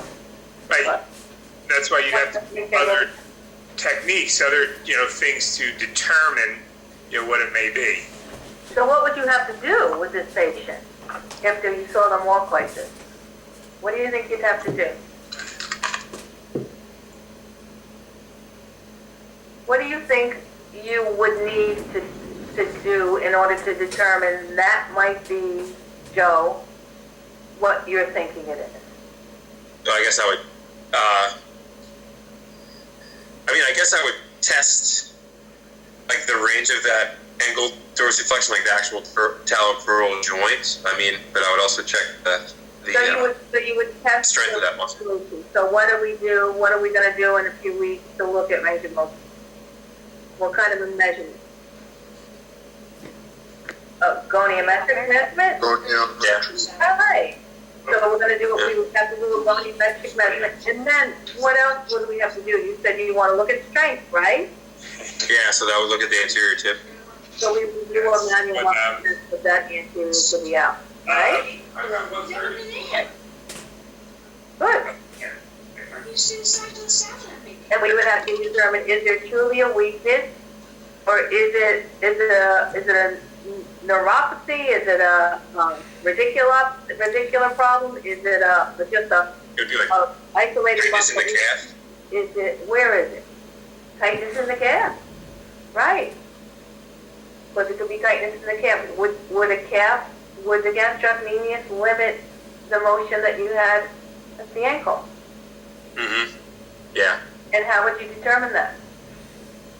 I guess I would get them.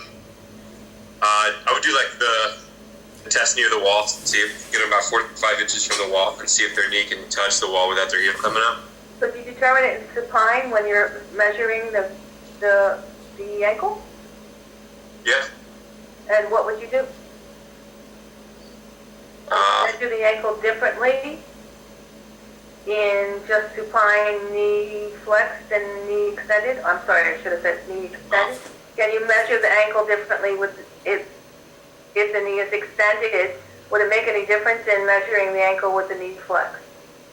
Devin? Yes. Yes or no, and why? Devin?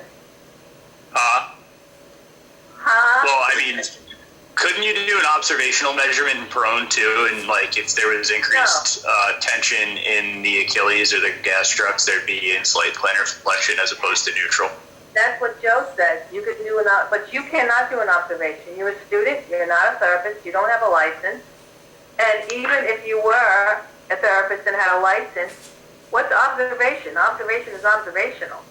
So you want a quantitative measurement. So again, you're going to do your goniometric measurement that you're talking about with Joe. And but I asked, how would you do it?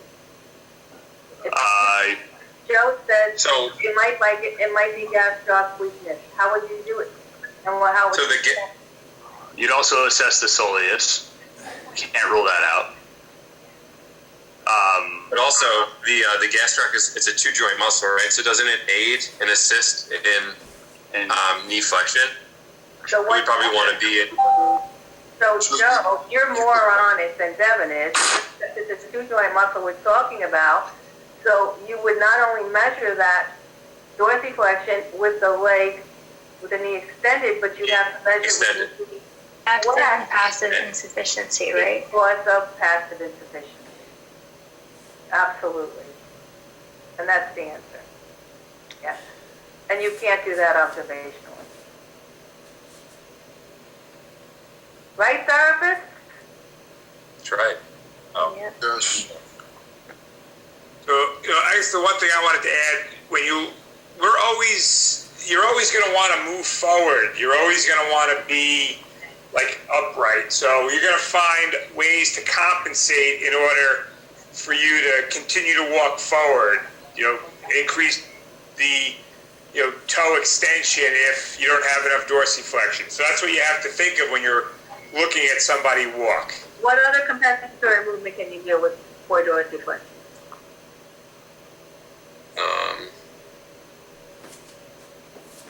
If we are lacking dorsiflexion, Yeah. Pronation. So Pronation. What else? You could swing your leg out to the side. Circumduction. So what do you do with your foot? You slap it on the floor. No, that's really like you have severe weakness. But I'm to compensatory. What else did you see at the foot? Toe, like toe eversion. contact. Eversion. Thank you, Joe. Very good. Joe, you're picking Right this there. up. See, you're not confused. Very nice. Very nice. Well, when numbers come my way, so if you say like any number, that's when my brain goes away. No, So angles. Here's one with limited dorsiflexion.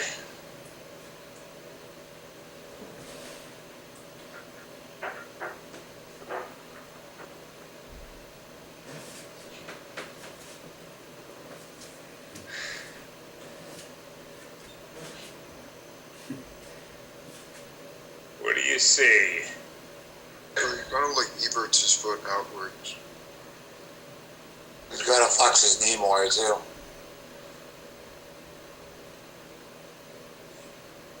I don't see a lot of. I don't know if this is wrong, but I'm not seeing a lot of like terminal knee extension at all. If we're looking for that at all, I don't know if I'm looking too high. We're not looking at the knee. Look at the ankle. Does he go Yeah, I'm on looking. tippy toes? What do you think?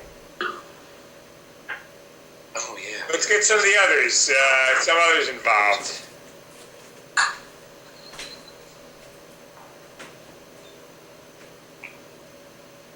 So limited dorsiflexion here. Isaiah.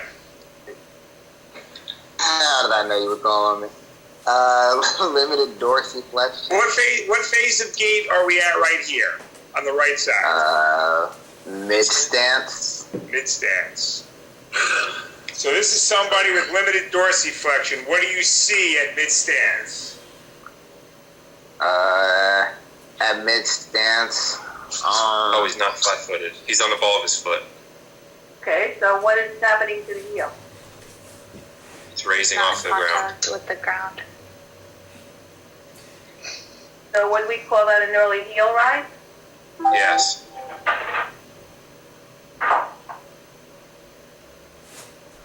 What would cause that? Gastro. I guess the cat. Yeah. Yes. Can't even have time to use it. You're looking at yes. Yeah, so what might cause that, right? There. So we know the title, it's limited dorsiflexion. Your soleus is tight.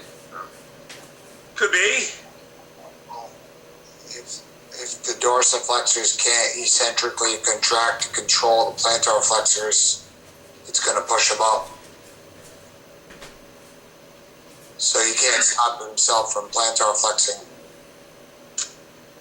Need room for that for the toes to like swing through. I don't think dorsiflexion at that stage. The dorsiflexors would have any would cause a limitation there. He's getting pulled into plantar flexion because of the increased tension in the plantar flexors early. Could be muscle tightness of gastroc Would it be a problem with the talopural joint? Could have problem at the joint. So it could be muscular. It could be from blockage. The joint. Again, it goes back. Then we would assess that. Anything else, Professor Doyle? Oh. Yeah.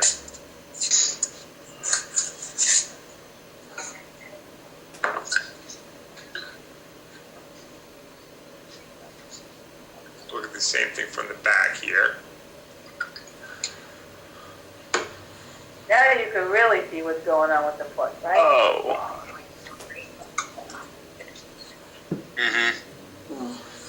Yeah. Yeah. You really see the E version. Hmm?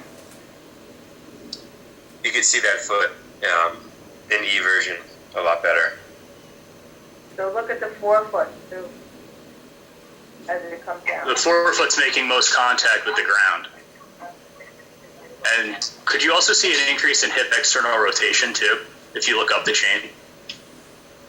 Is that what you have to decide is whether it's coming from the foot itself or the hip, or is it a rotation of the tibia secondary to what's going on in the subtalar joint? Right? We discussed that this morning. Yeah. So, like when you mentioned that if you have to figure out whether it's coming from the hip or the foot, is that where the thick angle comes into play? Because we always step out at an angle, it's not straight. So how would we know if it's an increased thick angle if it's externally rotated? Well, you're going to see a lot of toes on that side. Sorry, what did you say? You're going to see a lot of toes on that side if we have an increased thick angle. Or, right there. I mean, there's a normal thick angle. Yeah. Right there. And then compared to the other side, at the same. No, you only get like 3 toes on the left foot as opposed to the whole foot on the right. Right. Yeah, definitely more on the right. It's getting a little bit more heel strike on the left. So it's good. It's getting you guys to think. Very good. But Oscar, really, to answer your question, how would you determine? You look at both sides. You look at both sides of the chart. That's why you did it in slow-mo. And remember, this may be an easy. Maybe this is a simple fix. Maybe you need to mobilize what joint? What joint do you need to mobilize? Talocrural. Talocrural. Why? Because that's the joint that does dorsiflexion. You want to increase dorsiflexion in that patient. Correct. And if this person is going to pronate too, I mean, you make the excessive pronation also. Mm-hmm. And if the person excessively pronates, then there's no shock absorption during ambulation, and what are they going to have? Knee pain, right? Mm-hmm. So there's a lot of, this person may come in saying, my knee hurts, and then you have to watch them walk. So for those guys that are struggling with this, it's just going to take a lot of practice. All right. Anything else?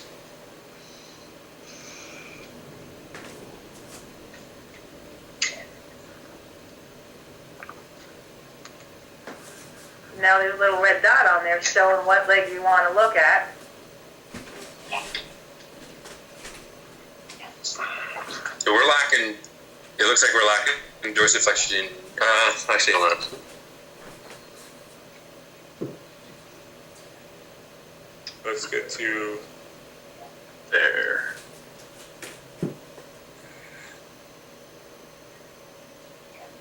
Yeah, more.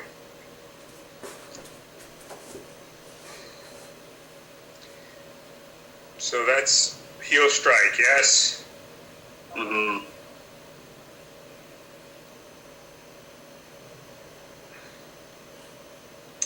Damn thing.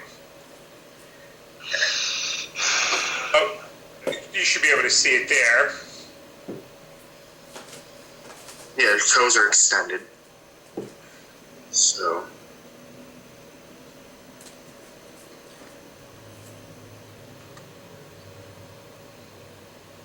You look pronated to me. Oh, yeah, he's good.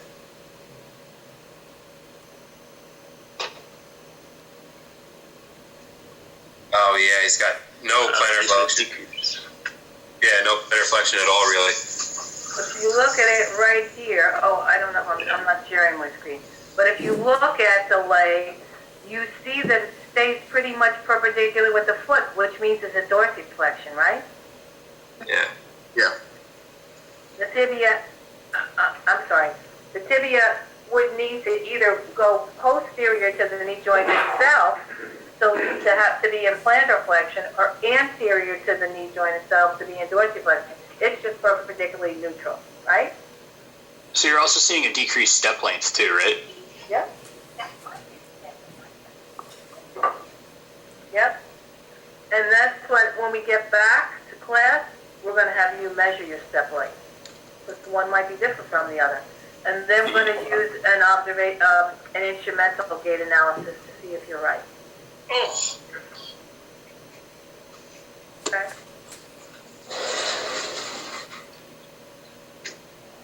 All right. Kevin, do you have anything else that you want to show? I have some more. I'm going to send the students for Kevin. Do you have the deviation handout? I can look to see if I have it. I don't have anything else right now, guys. You should, when you get a chance, can you check your school email? Because I just sent you an invite to have those videos that I was sharing with Professor D'Onofrio. Yeah, we got it. You got it? Okay. I don't have anything else right now, Dr. Stutz. I mean, I can look and see if I can find this deviation handout that you're talking about. There's a gait deviation handout, and it's quite a long gait deviation handout. Okay. If you could find that and send that to them, or you know what, I could send it to you right now. We could pull it up. Because we have some time yet. Hold on. Stop sharing. But yeah, you could share something with them while I'm finding this, Professor D'Onofrio. I'll just get out of this for a minute. Let's go to a different body part. Dr. Stutz, are you talking about the abnormal gait PowerPoint? Or are you talking about actual? No, I'm talking about actual gait evaluation. Hold on. Wait a minute. All right. I'll go with the similar to the. Yep.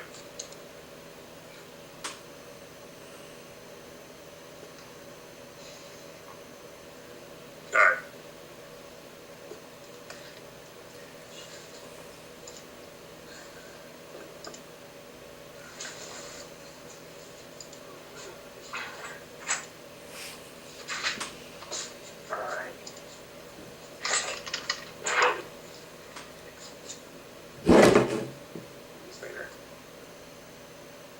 Kevin, I'm going to send you. Oh, by the way, students, I don't know if Kevin got a chance to talk to you or if he said anything to you, but a lot of you got additional points on your last gait exam. Not gait exam, modality exam. You know that, right? No, I did not actually. I think I told it to some of you, and then I forgot to send the email. So everybody, most people should have gotten some points on their exam because it turned out that somebody screwed up in uploading the answer key, and that somebody had to fix those answers. So I fixed the errors. So some of you guys should notice that your exam grades have gone up. I can't say that it went up for all of you because I don't know what you put, but some of you guys would have gotten maybe like 4 points because I messed up with the answer key. Oh, word? Yeah. Okay, let's see. So if you want to know if you did get points, is it in Moodle? It's in Moodle. So everything. Oh, let's go. If you got extra points, they are there now.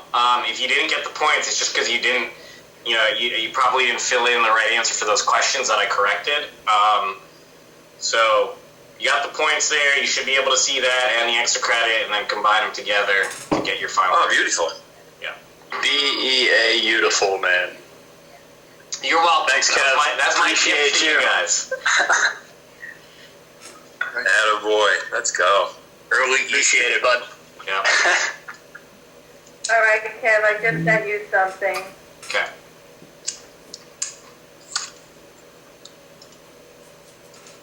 And I can't open it because my dialog box is open or something.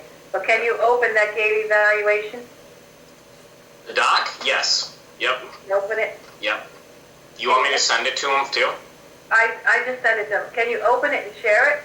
Yeah, I can open it and share it, yeah. Okay. So, I want to make sure that you alright, sharing the screen, guys. We got a document right here. Alright. See this? It says the evaluation of gait is extremely important, and et cetera, and it's kinematics of normal gait. Understanding of typical gait deviations is also important.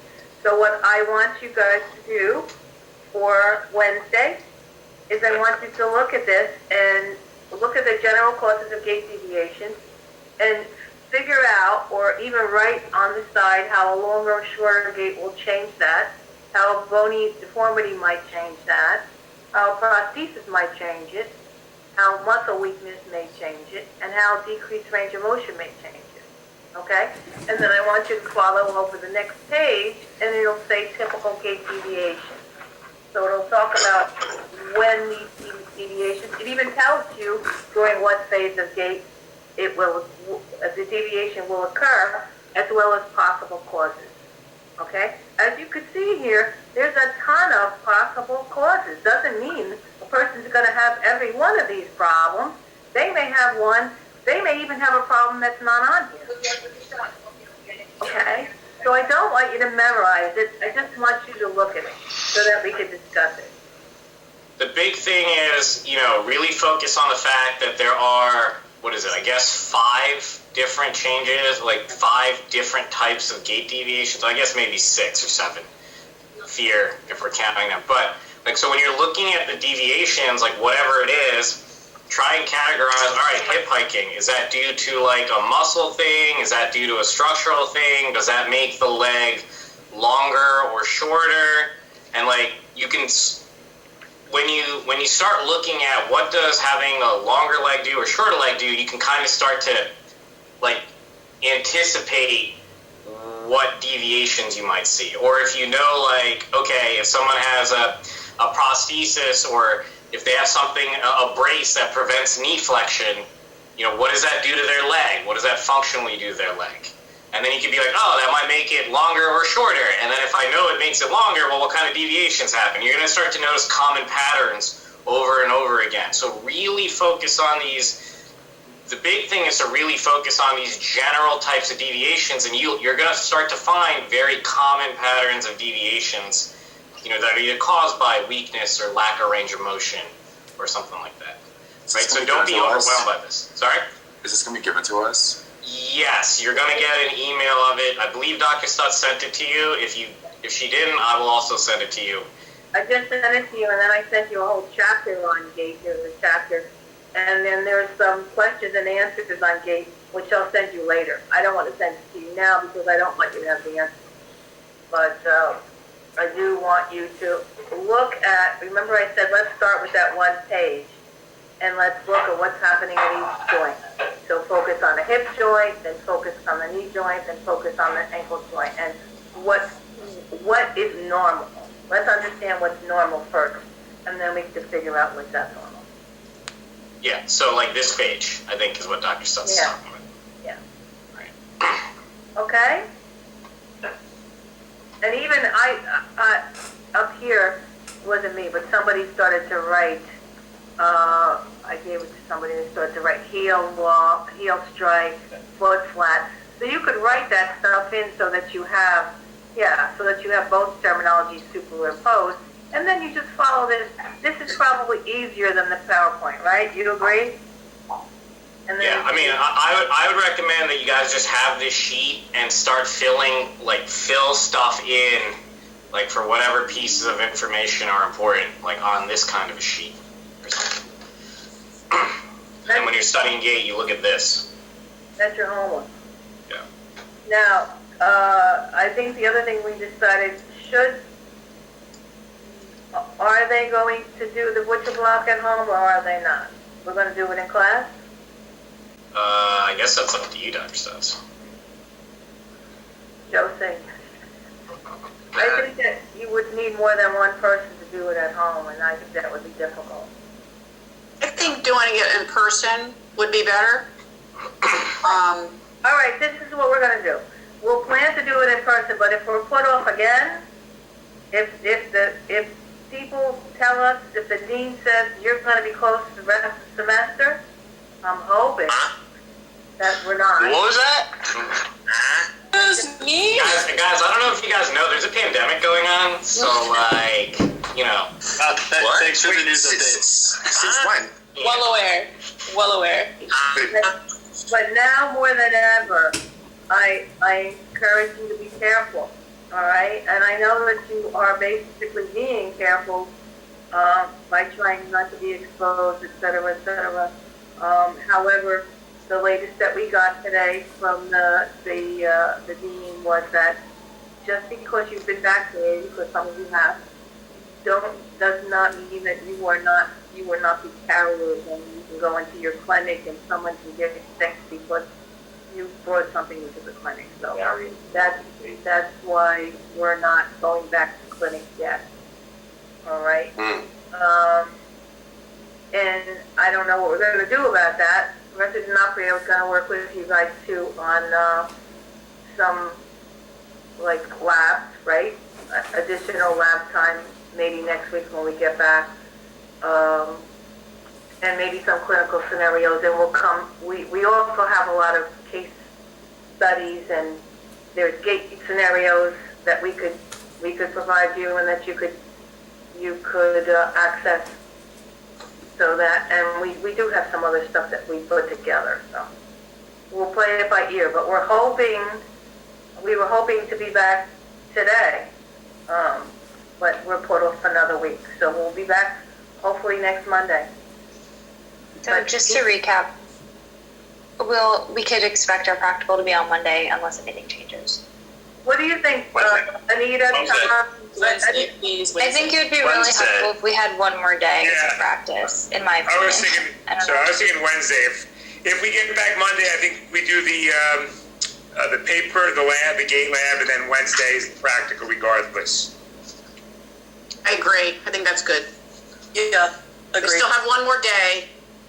We can review everything we need to. You know what, then Monday all we're doing is lab. We're not doing any lecture. Right, because then we can... We'll just have 2 long labs.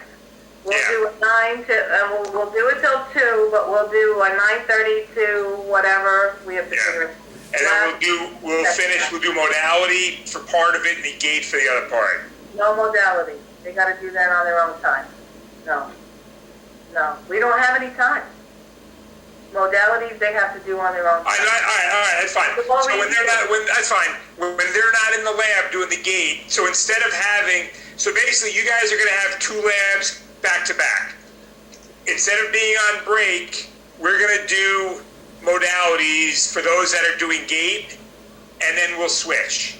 So plan on being there the whole time. Does that make sense then? Yeah. During the break, we're going to do modality. Okay, and then... But we won't have access to the machines, though. We will have the machines. Yes, we will. Yeah, I mean, we'll all be there. So someone could be in the room with, the group doing modalities. The other, someone can be out in the hall doing the butcher block paper. Yeah, we have enough people. We can do I'll get another classroom that we can do. We'll have the use of the machines. All right. That sound, Professor Doyle, is that okay? Yeah, that's fine. All right. And then in the event, I'm only speaking for the general class, but if we want extra practice on Tuesday, can that be arranged? For those who can make it, just for practical prep. Anita? For open lab. Yeah. I can be there Tuesday. Yep. Yes, again. And for those if that anyone work, wants to come down, I can be there. Just send me a list of people. Separate times. We'll do a morning time and a evening time. Okay. How about